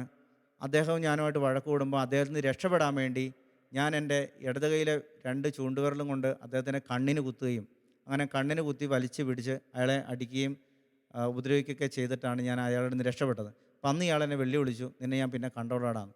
ഈ മനുഷ്യൻ്റെ ആ വർഷങ്ങൾക്ക് ശേഷം ഇദ്ദേഹത്തിൻ്റെ ഉള്ളിൽ ആ ദേഷ്യം ഇപ്പോഴും കിടപ്പുണ്ടാവുമെന്ന് എനിക്കറിയില്ല. എന്തായാലും ആ മനുഷ്യൻ ഈ ദേഷ്യത്തിലാണല്ലോ. അപ്പോൾ ഈ പെട്ടെന്ന് ഈ രാജനെ എനിക്ക് ഓർമ്മ വന്നു.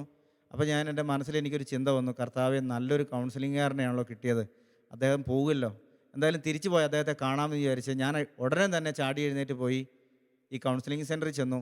കൗൺസിലിംഗ് സെൻറ്ററിൽ ചെല്ലുമ്പോൾ എന്നെ നിരാശപ്പെടുത്തി കളഞ്ഞു. കാരണം ആ കൗൺസിലിംഗ് സെൻറ്ററിൽ എല്ലാവരും പോയി, കസേരയെല്ലാം കാലിയായി. അപ്പോൾ എനിക്ക് ടെൻഷനായി. അപ്പോൾ ടെൻഷനായി ഞാൻ വീണ്ടും എന്താ ചെയ്യുന്നത് എനിക്ക് അറിയത്തില്ല. തിരിച്ച് ഞാൻ വീണ്ടും വന്ന് ഈ കുരിശുരൂപത്തിൻ്റെ മുമ്പിൽ അവിടെ ഇരുന്ന് പ്രാർത്ഥിച്ചപ്പോഴാണല്ലോ ഈ പരിശുദ്ധാത്മാവ് ഇത് വെളിപ്പെടുത്തി തന്നത്. അതുകൊണ്ട് പരിശുദ്ധാത്മാവൊന്നും അറിയത്തില്ല, എന്തായാലും അവിടെ നിന്നാണല്ലോ ഈ അനുഭവം കിട്ടിയെന്ന് വിചാരിച്ച് അവിടെ തന്നെ വീണ്ടും വന്നിരുന്ന് ഞാൻ ഈ കുരിശുരൂപത്തേക്ക് നോക്കാൻ തുടങ്ങി. ഈ കുരിശുരൂപത്തിൽ നോക്കുമ്പോൾ എൻ്റെ മനസ്സിലിങ്ങനെ ഒരു ചിന്ത വരാൻ തുടങ്ങി, ഇത് മണ്ണല്ലേ, ഇത് പെയിൻ്റല്ലേ, ഇത് കളറല്ലേ, ഇതിൻ്റെ മുമ്പിൽ എങ്ങനെ ഇങ്ങനെ പ്രാർത്ഥിക്കും? ഇത് യേശു ആണോ? യേശുവിൻ്റെ രൂപം ഇങ്ങനെയാണോ? യേശു ഇങ്ങനെ ആയിരിക്കില്ലെങ്കിലോ? പിന്നെ എന്തിനാണ് ഇങ്ങനെ നമ്മൾ പ്രാർത്ഥിക്കുന്നത് എന്നൊക്കെയുള്ളൊരു ചിന്ത എൻ്റെ ഹൃദയത്തിൽ ഇങ്ങനെ വരാൻ തുടങ്ങി.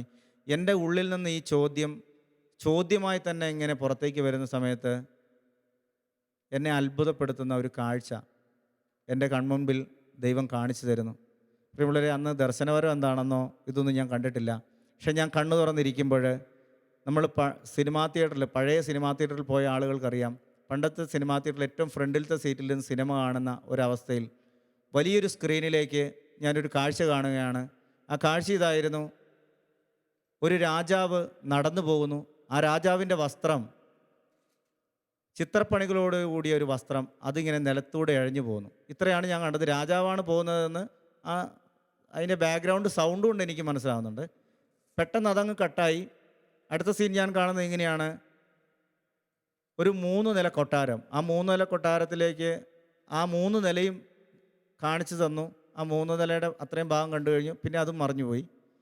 അടുത്തൊരു സംഭവം കാണുന്നത്, ജെറുസലേം ദേവാലയത്തിൽ യേശുക്രിസ്തു ഒരു ചുരുളെടുത്ത് നിവർത്തി പിടിച്ച് വായിക്കുകയാണ്, ഇന്ന് ഈ തിരുവെഴുത്ത് പൂർത്തിയായി. ഈ 3 സംഭവങ്ങൾ കണ്ട് അപ്പോൾ ഞാനിങ്ങനെ അമ്പരന്ന് നിൽക്കുകയാണ്. ഇത് കണ്ടതെന്താണെന്ന് എനിക്ക് വിശ്വസിക്കാൻ കഴിയാത്ത രീതിയിലിരിക്കുന്നു. അപ്പം എന്നോടൊരു സ്വരം സംസാരിക്കുകയാണ്, അന്നത്തെ കാലത്ത് എഴുത്തും വായനയും ഉണ്ടായിരുന്നു. ഹല്ലേലൂയ. ഹല്ലേലൂയ.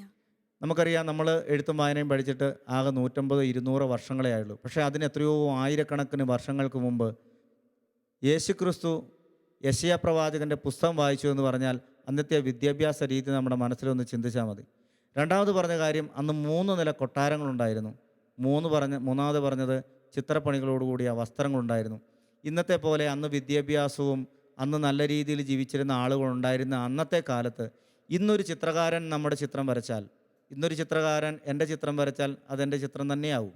അല്ലെങ്കിൽ ഏത് ചിത്രകാരൻ വരച്ചാലും ആ വ്യക്തിയായിട്ട് തന്നെ ചിത്രത്തിൽ വരയ്ക്കാൻ പറ്റും.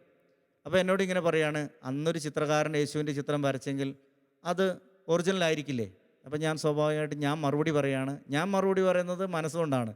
ആ ശരി, ഞാൻ സമ്മതിച്ചു, അന്നത്തെ ചിത്രകാരൻ യേശുവിൻ്റെ ചിത്രം വരച്ചാൽ ശരി തന്നെ. പക്ഷേ എൻ്റെ ചോദ്യം ഇതാണ്, ആ ചിത്രം യഥാർത്ഥത്തിൽ യേശുവാണെന്ന് എങ്ങനെ അറിയും? അതിനെന്താ അത്ര ഉറപ്പ്?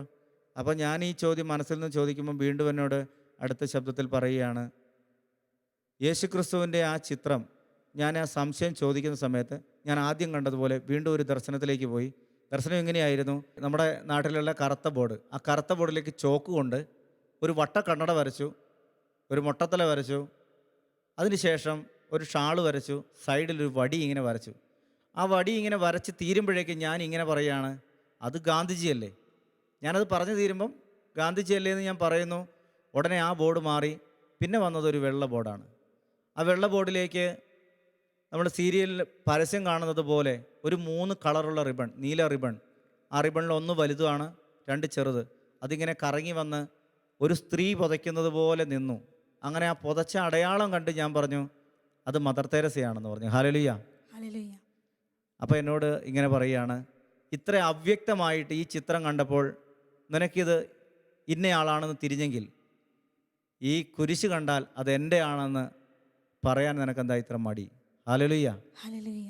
പ്രിയമുള്ളവരെ, വീണ്ടും ഞാനത് സമ്മതിച്ചു. ഓക്കെ, ശരി, ഞാനത് സമ്മതിക്കുമെന്ന് പറഞ്ഞു. അടുത്ത ചോദ്യം ഞാൻ വീണ്ടും ഇങ്ങനെ ചോദിച്ചു, അങ്ങനെയാണെങ്കിൽ ഇതിൽ യേശു ഉണ്ടെന്ന് എന്താ ഇത്ര ഉറപ്പ്? ഈ ചിത്രത്തിൽ യേശു ഉണ്ടോ? അതിനെന്താ ഇത്ര ഉറപ്പെന്ന് ചോദിക്കും. അപ്പോൾ ഞാൻ ഈ ചിത്രത്തിൽ യേശു ഉണ്ടോ എന്ന് ചോദിക്കുമ്പോൾ എന്നോട് തിരിച്ചിങ്ങോട്ട് പറയുകയാണ്, നിൻ്റെ ഫോട്ടോ നിൻ്റെ വീട്ടിലുണ്ടെന്ന് വിചാരിക്കുക. ഞാൻ പറഞ്ഞു വിചാരിച്ചു. നീ മരിച്ചു പോയെന്ന് വിചാരിക്കുക. ഞാൻ പറഞ്ഞു വിചാരിച്ചു. 50 കൊല്ലം കഴിഞ്ഞു നിൻ്റെ വീട്ടിലേക്ക് വരുന്ന ആളോട് നിൻ്റെ ഫോട്ടോ കാണിച്ച് നിൻ്റെ കുടുംബക്കാർ പറയുകയാണ്, ഞങ്ങളുടെ മരിച്ചുപോയ ഇന്ന ആളാണ് ഇത് എന്ന് പറഞ്ഞാൽ അത് നീ അല്ലാതാവുമോ? അപ്പോൾ ഞാൻ ആലോചിച്ചപ്പം ശരിയാണല്ലോ, അത് ഞാൻ തന്നെയാണല്ലോ. പെട്ടെന്ന് എന്നോട് പറഞ്ഞു, ആയിരിക്കട്ടെ, അങ്ങനെ തന്നെ ഇരിക്കട്ടെ. വീണ്ടും കുറേ വർഷങ്ങൾ കഴിഞ്ഞു, നിൻ്റെ ഈ ഫോട്ടോ ദ്രവിച്ചു പോയി. നിൻ്റെ മൂക്ക് ദ്രവിച്ചു, മുടി ദ്രവിച്ചു, അതിൻ്റെ കളറെല്ലാം മങ്ങി. എങ്കിലും നിൻ്റെ വീട്ടുകാരെ, നിൻ്റെ പ്രിയപ്പെട്ടവരെ സൂക്ഷിച്ച് വെച്ചിട്ട് പറയുകയാണ്, ഇത് ഞങ്ങളുടെ മരിച്ചുപോയ ഇന്ന ആളാണെന്ന് പറഞ്ഞാൽ അത് നീ അല്ലാതാവുമോ? അപ്പോൾ തീർച്ചയായിട്ടും എനിക്ക് വീണ്ടും ഒരു അത്ഭുതമായി. ഞാൻ പറഞ്ഞു, അത് ഞാൻ തന്നെയാണ്. ഇത്രയേ നീ ചിന്തിക്കേണ്ടുള്ളൂ. ഒരു രൂപം കാണുമ്പോൾ, ഒരു ഫോട്ടോ കാണുമ്പോൾ, അല്ലെങ്കിൽ അത് വെച്ചിരിക്കുന്ന ഒരു സ്റ്റാച്ചു കാണുമ്പോൾ, അത് ഇന്നയാളെ പ്രതിനിധീകരിക്കാൻ, അദ്ദേഹത്തെ ഉൾക്കൊള്ളാൻ വേണ്ടി കാണിച്ചൊരു സംഭവമാണ്. അതിന് ജീവനല്ലെങ്കിലും അത് ആ വ്യക്തിയെ ആത്മാർത്ഥമായിട്ട് പ്രതിദാനം ചെയ്യുന്നു. ഹല്ലേലൂയ. ഹല്ലേലൂയ. അതിനുശേഷം വീണ്ടും ഞാൻ പല കാര്യങ്ങളും, പിന്നെ ഞാൻ പഠിക്കാതിരുന്ന കാര്യങ്ങൾ, സാമ്പത്തികമായി തകർന്നു പോയ കാര്യങ്ങൾ, അതുപോലെ എൻ്റെ സഹോദരൻ, എനിക്കൊരു സഹോദരനുണ്ട്. ആ സഹോദരനോട് എനിക്ക് ദേഷ്യമാണ്. കാരണം സഹോദരനൊരു പെട്ടെന്ന് ദേഷ്യം വരുന്ന സ്വഭാവമാണ്. എന്ത് ചെയ്താലും നല്ലോണം ചിരിച്ച് വർത്തമാനം പറയുമ്പോഴും പെട്ടെന്ന് ദേഷ്യം വരുന്നൊരു സ്വഭാവമാണ്. അപ്പോൾ ഈ സഹോദരൻ എന്താ ഇങ്ങനെ ആയിപ്പോയെന്ന് ഞാനിങ്ങനെ ചോദിച്ചപ്പോൾ ഈശോ ഒരു സംഭവം കാണിച്ചു തന്നു. 3 വയസ്സുള്ള എൻ്റെ സഹോദരൻ, എൻ്റെ അമ്മ എന്നെ ഒക്കത്ത് വെച്ച് ഒരു ബസ്സിലേക്ക് ഓടിപ്പോയി കയറുന്നു. ആ കയറുന്ന സമയത്ത് എൻ്റെ സഹോദരൻ കൈവിട്ട് ആ സഹോദരനെ ഒരു വീട്ടിലാക്കിയിട്ട് അമ്മ എന്നെയും കൂട്ടി ഒരു ആശുപത്രിയിലേക്ക് പോകുന്ന സീനായിരുന്നു അത്. അപ്പം ഒരു വീട്ടിൽ അവനെ നിർത്തിയിട്ട്, പുള്ളിക്കാരനെ അവിടെ നിർത്തിയിട്ട് വേണം, എന്നെ കൊണ്ട് രണ്ടുപേരെയും കൂടെ ഒന്നിച്ചുകൊണ്ട് ബുദ്ധിമുട്ടായതുകൊണ്ടും അന്നത്തെ സാമ്പത്തിക പ്രയാസം കൊണ്ടാണ് അങ്ങനെ ചെയ്തത്. പക്ഷേ ആ വീട്ടുകാരെന്ത് ചെയ്തതെന്ന് വെച്ച് കഴിഞ്ഞാൽ അമ്മയെക്കുറിച്ച് വളരെ മോശമായി ചേട്ടനോട് സംസാരിക്കും. കുഞ്ഞു മനസ്സിലേക്ക് വളരെ ഇവനെ അവർക്ക് വിറ്റതാണെന്നും ഇങ്ങനെയൊക്കെ പറഞ്ഞ് അവൻ്റെ ആ മനസ്സിനെ മുറിപ്പെടുത്തുന്ന ഒരു വലിയ സംഭവം ഇത് ഈശോ ഇങ്ങനെ കാണിച്ചു തന്നു. അപ്പോൾ അന്ന് വരെ എനിക്ക് എൻ്റെ സഹോദരൻ ചെറിയ ദേഷ്യമുണ്ട്. കാരണം ഈ പെട്ടെന്ന് ചൂടാകുന്ന വെറുപ്പിക്കുന്ന സ്വഭാവമൊക്കെ കാരണം ചില സമയത്ത് എനിക്ക് ദേഷ്യം വരാറുണ്ട്. പക്ഷേ ദൈവം ഇത് ഇങ്ങനൊരു സംഭവം കാണിച്ച് തന്നതിനെ ഓർത്ത് ഞാൻ ഒത്തിരി സന്തോഷിച്ചു. കാരണം അതിനുശേഷം ഇന്ന് വരെ എൻ്റെ സഹോദരനോട് എനിക്കൊരു ദേഷ്യമോ ഒരു തിന്മയോ നിരൂപിക്കാൻ തോന്നിയിട്ടില്ല. കർത്താവ് ഈ സംഭവത്തെല്ലാം കാണിച്ചു തന്നു. ഏകദേശം 5-6 മണിക്കൂറോളം ഞാൻ അവിടെ ഇരുന്നു. ഓരോ ചോദ്യങ്ങൾ ചോദിക്കുമ്പോഴും അതിന് മറുപടി കൃത്യമായി ഉദാഹരണ സഹിതം എനിക്ക് തന്നു. അപ്പോൾ ഞാൻ അടുത്ത ചോദ്യം ചോദിച്ചു, മാതാവിനോട് എന്തിനാണ് പ്രാർത്ഥിക്കുന്നത്? മാതാവിനോട് പ്രാർത്ഥിക്കുന്നില്ല, മാതാവിനെ ബഹുമാനിക്കുന്നു. അപ്പോൾ എന്നോട് ചോദിച്ച നിസ്സാരമായൊരു ചോദ്യമാണ്, നിൻ്റെ സുഹൃത്തിൻ്റെ പേരെന്താ? ഞാൻ പറഞ്ഞു, എൻ്റെ ജെയിംസ് എന്നാണ് അവൻ്റെ പേര്. അപ്പോൾ അവൻ്റെ അമ്മേനെ നീ എന്താ വിളിക്കുന്നത്? അമ്മച്ചീന്നാണ് വിളിക്കുന്നത്. അത്രയല്ലേ നീ ഇപ്പോഴും ചെയ്യുന്നുള്ളൂ. നീ എന്നോട് സ്നേഹം കാണിക്കുന്നുണ്ടെങ്കിൽ എൻ്റെ അമ്മയെ നീ നിന്നെ അമ്മയെന്ന് പോലെ വിളിക്കുന്നത് പോലെ കാണുന്നു, അത്രയും നീ ചെയ്യേണ്ടുള്ളൂ. മധ്യസ്ഥ പ്രാർത്ഥനയോ? മധ്യസ്ഥ പ്രാർത്ഥന ഇതുപോലെ തന്നെ. നിനക്ക് വേണ്ടി പ്രാർത്ഥിക്കാൻ പരിശുദ്ധ അമ്മ, നീ പ്രാർത്ഥിക്കുമ്പോൾ പരിശുദ്ധ അമ്മ നിനക്ക് വേണ്ടിയിട്ട് മധ്യസ്ഥം യാചിക്കുന്നു. അതിലെന്താ തെറ്റ്? അത് നീ ചെയ്യുന്ന ഓരോ കാര്യങ്ങളും ഇല്ലേ നിനക്ക് നിൻ്റെ വ്യക്തി ജീവിതത്തിൽ? അങ്ങനെ ഓരോ കാര്യങ്ങളെക്കുറിച്ചും വ്യക്തവും സ്പഷ്ടവും നല്ലൊരു ആൻസറും തന്ന കർത്താവ് വളരെ തീക്ഷ്ണമായിട്ട് എൻ്റെ ആ വിശ്വാസ ജീവിതത്തെ ഉറപ്പിച്ചു. അപ്പം ഞാൻ മനസ്സിലാക്കി, എൻ്റെ മനസ്സിൽ ഓരോ ചോദ്യം ചോദിക്കുമ്പോൾ പ്രിയമുള്ളവരെ, അന്നുവരെ ഞാൻ അനുഭവിക്കാത്തൊരു സന്തോഷം, അന്നുവരെ ഞാൻ അനുഭവിക്കാത്തൊരു ആനന്ദം, അന്നുവരെയും എനിക്ക് കിട്ടാത്തൊരു അനുഭൂതി ഞാൻ അനുഭവിച്ചു. അവിടെ നിന്ന് ഞാൻ എഴുന്നേൽക്കുമ്പോൾ ആ ചോദ്യങ്ങളും ആ ഉത്തരങ്ങളും കഴിഞ്ഞ് അത്രയും മണിക്കൂറുകളോടെ ഞാൻ അവിടെ ഇരുന്ന്, അതിൻ്റെ ഇടയ്ക്ക് ധ്യാനമൊക്കെ നടക്കുന്നുണ്ട്. ഈ പ്രോഗ്രാം ഞാനവിടെ ഇരിക്കുന്നതിനനുസരിച്ച് ധ്യാനം പരിപാടിയൊക്കെ നടക്കുന്നുണ്ട്. പക്ഷേ എങ്കിലും എനിക്ക് അതൊന്നും ശ്രദ്ധിക്കാനേ പറ്റുന്നില്ല. അപ്പോൾ ഞാൻ ഇരുന്ന് എഴുന്നേറ്റ് പോകുമ്പോഴേക്കും ഒരു ഇൻ്റർവെല്ലായി.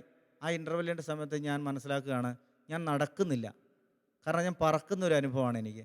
എൻ്റെ ശരീരത്തിൻ്റെ ഭാരമെല്ലാം പോയി, എൻ്റെ ആകുലതകളെല്ലാം നഷ്ടപ്പെട്ടു. എനിക്ക് വളരെ പ്രത്യാശയും സന്തോഷമുള്ളൊരു അനുഭവത്തിലേക്ക് ഞാൻ വന്നു. അങ്ങനെ വിശ്വാസത്തിലേക്ക് യേശുവിനെ ധൈര്യപൂർവ്വം സ്വീകരിച്ചു. യേശു ക്രിസ്തു ദൈവമാണെന്ന് ഉറപ്പിച്ചു. അങ്ങനെ വിശ്വാസം കത്തി നിൽക്കുന്ന സമയത്ത് എൻ്റെ ചിന്ത ഇങ്ങനെയാണ്, ഇനി യേശുവിന് വേണ്ടി എന്തെങ്കിലും ജീവിക്കണം. അപ്പോൾ ഞാൻ ആദ്യം ചിന്തിച്ചത് ഇങ്ങനെയാണ്, ഏറ്റവും കൂടുതൽ കർത്താവിന് വേണ്ടി ശുശ്രൂഷ ചെയ്യുന്ന ഭാഗമാണ് വിശുദ്ധ കുർബാന അർപ്പിക്കുക. അപ്പോൾ ഞാനിങ്ങനെയാണ് ചിന്തിച്ചത്, ഒരു വൈദികനാകണം. അങ്ങനെ വൈദികനാണെന്ന ആഗ്രഹത്തോടു കൂടി അന്ന് എൻ്റെ ഇടവക വികാരി അച്ഛനായിരുന്ന എൻ്റെ ആത്മീയ പിതാവ് ബഹുമാനപ്പെട്ട ആശാരിപ്പറമ്പിൽ മാത്യു ആശാരിപ്പറമ്പിൽ അച്ഛൻ, അദ്ദേഹമാണ് ആത്മീയ ശുശ്രൂഷയിൽ കൂടുതൽ എന്നെ കരുത്ത് തന്നത്. അദ്ദേഹം ഒരു ധ്യാനകേന്ദ്രം തുടങ്ങിയപ്പോൾ ഞാൻ ആ ധ്യാനകേന്ദ്രത്തിൽ പോയി പ്രാർത്ഥനയൊക്കെ തുടങ്ങി. പ്രാർത്ഥനയുമായിട്ടുള്ള ജീവിതത്തിലേക്ക് മാറി.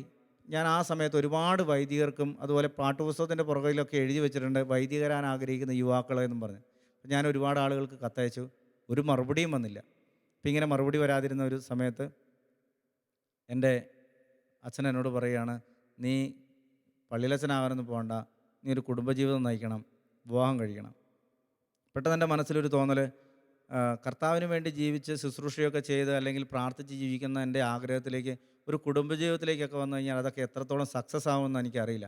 എങ്കിലും എൻ്റെ മനസ്സുകൊണ്ട് ഞാനിങ്ങനെ വിചാരിച്ചു, ഞാൻ സാധാരണ ആളുകൾ കല്യാണം കഴിക്കുന്ന പോലെയൊന്നും കല്യാണം കഴിക്കാൻ ആഗ്രഹിക്കുന്നില്ല.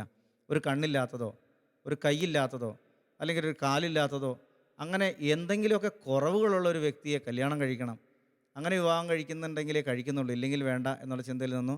ആ സമയത്ത് ഞങ്ങളുടെ ധ്യാനകേന്ദ്രത്തിൽ ഒരു കൗൺസിലിങ്ങിന് ഒരു നന്ദിനി ചേച്ചി എന്ന് പറയുന്ന ഒരാൾ, ജോയ്ക്കുട്ടി ബ്രദറിൻ്റെ വൈഫാണ്, അവർ കൗൺസിലിങ്ങിന് വന്ന് എന്നെ കാണുകയും അവരെന്നോട് പറഞ്ഞു, മോനെ ഞങ്ങളുടെ വീട്ടിലൊരു പെണ്ണുണ്ട്, നീ വന്ന് കാണണം എന്ന് പറഞ്ഞു. ഞാനത്ര മൈൻഡ് ചെയ്തില്ല, കാരണം ഞാൻ ആഗ്രഹിച്ച ലെവലിലുള്ള ആളല്ലാത്തത് കൊണ്ട് തന്നെ ഞാനത് മൈൻഡ് ചെയ്തില്ല. ഇവരെന്നിട്ട് അച്ഛനോട് പോയി പറഞ്ഞു, അച്ഛൻ എന്നെ നിർബന്ധിച്ചു. അപ്പം അച്ഛൻ്റെ നിർബന്ധത്തിന് വഴങ്ങി ഞാൻ ഈ മോളെ പെണ്ണ് കാണാൻ ചെന്നു. അവരുടെ വീട്ടിൽ പോയി പെണ്ണ് കണ്ടു. പെണ്ണ് കണ്ടപ്പോഴും എനിക്കൊരു പ്രത്യേകതയൊന്നും തോന്നിയില്ല. എങ്കിലും ഞാൻ മോശമൊന്നും പറഞ്ഞില്ല, ഞാൻ ശരി പറയാമെന്ന് പറഞ്ഞ് ഞാൻ തിരിച്ചിങ്ങ് പോന്നു. തിരിച്ച് വന്നപ്പം തിരിച്ചു വരുമ്പോൾ എനിക്ക് അവർ ഫോട്ടോ തന്നു. ഈ ഫോട്ടോ എന്നോട് പറയും, നിങ്ങൾ ബന്ധുക്കാരെയൊക്കെ കാണിക്കണം. വലിയ സൗന്ദര്യം ഒന്നുമില്ല, ഒരു സാധാരണ പെൺകുട്ടി, പക്ഷേ വളരെ മെലിഞ്ഞിട്ടാണ്. വളരെ മെലിഞ്ഞെന്ന് പറഞ്ഞാൽ വിരൂപമല്ല, എന്നാലും മെലിഞ്ഞിട്ടാണ്. അപ്പോൾ ഞാനാണ് നല്ല തടിയുള്ള വ്യക്തിയാണ്. അപ്പോൾ എനിക്ക് ആദ്യത്തെ ഇതിൽ തന്നെ അത്ര തൃപ്തിയൊന്നുമല്ല. പക്ഷേ ഈ കൊച്ചിൻ്റെ മുഖത്ത് നോക്കിയിട്ട് എങ്ങനെയാണ് പിടിച്ചില്ല എന്നൊക്കെ പറയാം, അത് മോശമല്ലേ എന്ന് വിചാരിച്ച് എനിക്ക് ഇഷ്ടപ്പെട്ടു കേട്ടോ, ഞാൻ പറയാം കേട്ടോ എന്ന് പറഞ്ഞ് ഞാൻ ഇങ്ങ് തിരിച്ചു പോന്നു. പ്രിയമുള്ളവരെ, ഞാൻ തിരിച്ച് വന്ന് ഞാൻ ഈ ഫോട്ടോ എൻ്റെ സുഹൃത്തുക്കളെയൊക്കെ ഒന്ന് കാണിച്ചു. വെറുതെ കാണിച്ചതാണ്, കാരണം MA B.Ed കാരിയാണ്. ഞാനാണെങ്കിൽ വിദ്യാഭ്യാസത്തിൻ്റെ കാര്യത്തിൽ വളരെ വട്ടപൂജ്യമാണ്. എനിക്ക് യാതൊരു വിദ്യാഭ്യാസ മേഖലയിലൊന്നും വലിയ ശോഭിക്കാൻ കഴിഞ്ഞിട്ടില്ല. അപ്പം എൻ്റെ മനസ്സിലൊരു ചിന്ത എങ്ങനെയാണെന്ന് വെച്ച് കഴിഞ്ഞാൽ, അവർ വലിയ വിദ്യാഭ്യാസമുള്ള ആളുകൾ, അപ്പോൾ അവരെ പോയി നമ്മൾ ആലോചിക്കുന്നത് തന്നെ ശരിയല്ലല്ലോ. പക്ഷേ ഈ ഫോട്ടോ ഒക്കെ കിട്ടി. അപ്പോൾ ഞാൻ ഇവരോട് ഈ മുടക്കാൻ വേണ്ടി ഞാൻ ഇങ്ങനെ പറഞ്ഞു, അത് അത്രയും വിദ്യാഭ്യാസമുള്ളതല്ലേ, എനിക്ക് ചേരുകയില്ല. അപ്പോൾ എന്നൊക്കെ പറഞ്ഞ് ഞാൻ കുറേ മുടന്ത ന്യായങ്ങളൊക്കെ പറഞ്ഞു. അപ്പോൾ ആ ചേച്ചി എന്നോട് പറഞ്ഞു, മോനെ നീ ആലോചിച്ച് പ്രാർത്ഥിച്ചിട്ട് നീ ഒരു തീരുമാനം പറഞ്ഞാൽ മതി, അടുത്ത ആഴ്ച പറഞ്ഞോളാൻ പറഞ്ഞു.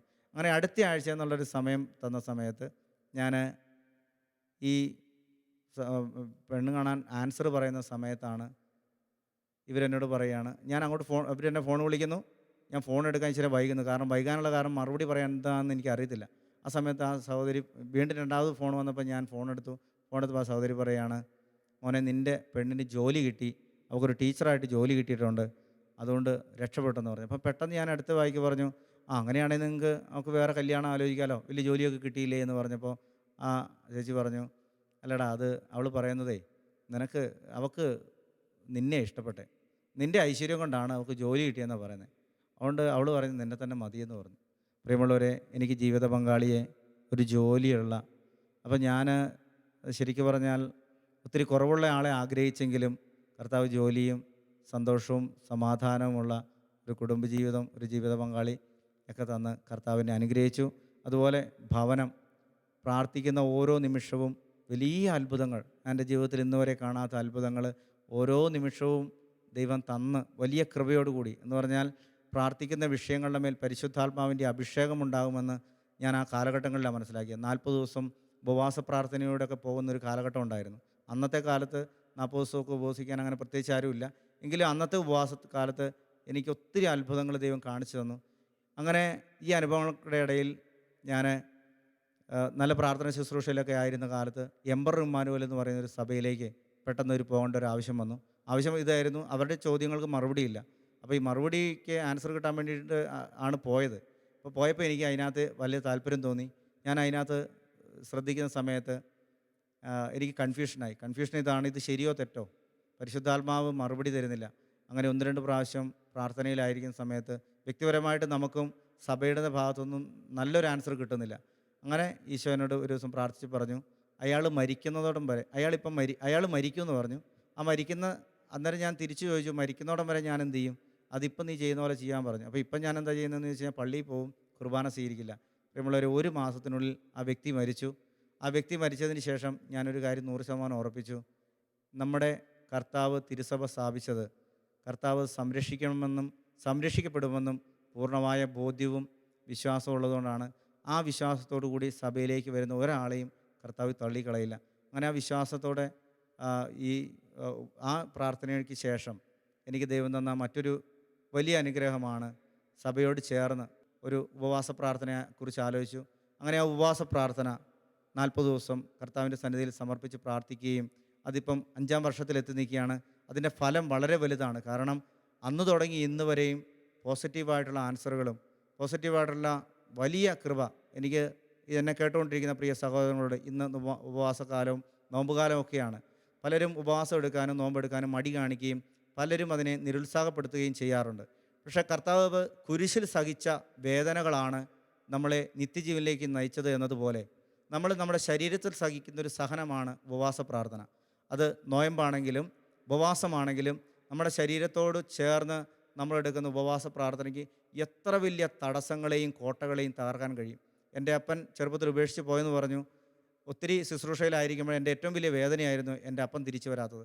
ഒരു ഉപവാസ പ്രാർത്ഥനയിൽ സമർപ്പിച്ച് പ്രാർത്ഥിച്ചു. ആ പ്രാർത്ഥനയിൽ കർത്താവ് വലിയ അനുഗ്രഹം നൽകി അപ്പനെ തിരിച്ചു കൊണ്ടുവരികയും അപ്പൻ മാമോസ സ്വീകരിക്കുകയും അപ്പം ഞങ്ങളുടെ കുടുംബത്തിലേക്ക് ചേരുകയും ചെയ്തു. അപ്പം പ്രാർത്ഥന, ദൈവത്തിൻ്റെ ആത്മാവ് നമുക്ക് തരുന്ന പ്രാർത്ഥനയും വിശ്വാസവും ധൈര്യവും ഇതാണ്: കർത്താവായ യേശുക്രിസ്തുവിൽ വിശ്വസിക്കുക, നീയും നിൻ്റെ കുടുംബവും രക്ഷപ്രാപിക്കും. കർത്താവിൻ്റെ വലിയ പ്രാർത്ഥനയും തീഷ്ണതയും ഒരിക്കലും പറ്റാത്ത സ്നേഹവും ഹൃദയത്തിൽ ദൈവം ഇന്നും തരുന്നതുകൊണ്ട് കർത്താവിന് വേണ്ടി ശുശ്രൂഷ ചെയ്യുവാനും കർത്താവ് സഹിച്ചിലധികമായി ഒരു പക്ഷേ രക്തസാക്ഷിയാകാനും ആഗ്രഹിച്ച് ഞാനിപ്പോൾ പ്രാർത്ഥിക്കുന്നു. ഇപ്പോഴും ഉപവാസത്തിലും നോമ്പിലും ഒക്കെ അനേകം മക്കൾ ചേർന്ന് പ്രാർത്ഥിക്കുന്നുണ്ട്. ലോകം മുഴുവനും പല സഹോദരങ്ങളും ഈ ഉപവാസത്തോട് ചേർന്ന് പ്രാർത്ഥിക്കുന്നുണ്ട്. ഇപ്പം ഞങ്ങൾ ഡാനിയലച്ചൻ്റെ അടുത്ത് ഉപവാസ പ്രാർത്ഥന നടന്നുകൊണ്ടിരിക്കുകയാണ്. 40 ദിവസം ഉപവാസ പ്രാർത്ഥന. ഇനിയും ഉപവസിക്കാനും പ്രാർത്ഥിക്കാനും ആരെങ്കിലുമൊക്കെ ഉണ്ടെങ്കിൽ തീർച്ചയായിട്ടും വരാം. എല്ലാവരെയും കർത്താവ് അനുഗ്രഹിക്കുകയും ദൈവത്തിൻ്റെ വലിയ കൃപയ്ക്ക് മേൽ സമർപ്പിച്ചുകൊണ്ട്, പിതാവായ ദൈവമേ, പുത്രനായ യേശുക്രിസ്തുവിൻ്റെ നാമത്തിൽ ഞങ്ങൾ പ്രാർത്ഥിക്കുന്നു. പരിശുദ്ധാത്മാവിനാൽ ഞങ്ങളെ നിറയ്ക്കണമേ. ആമേൻ. ഹല്ലേലൂയ. ഹല്ലേലൂയ. Praise the Lord.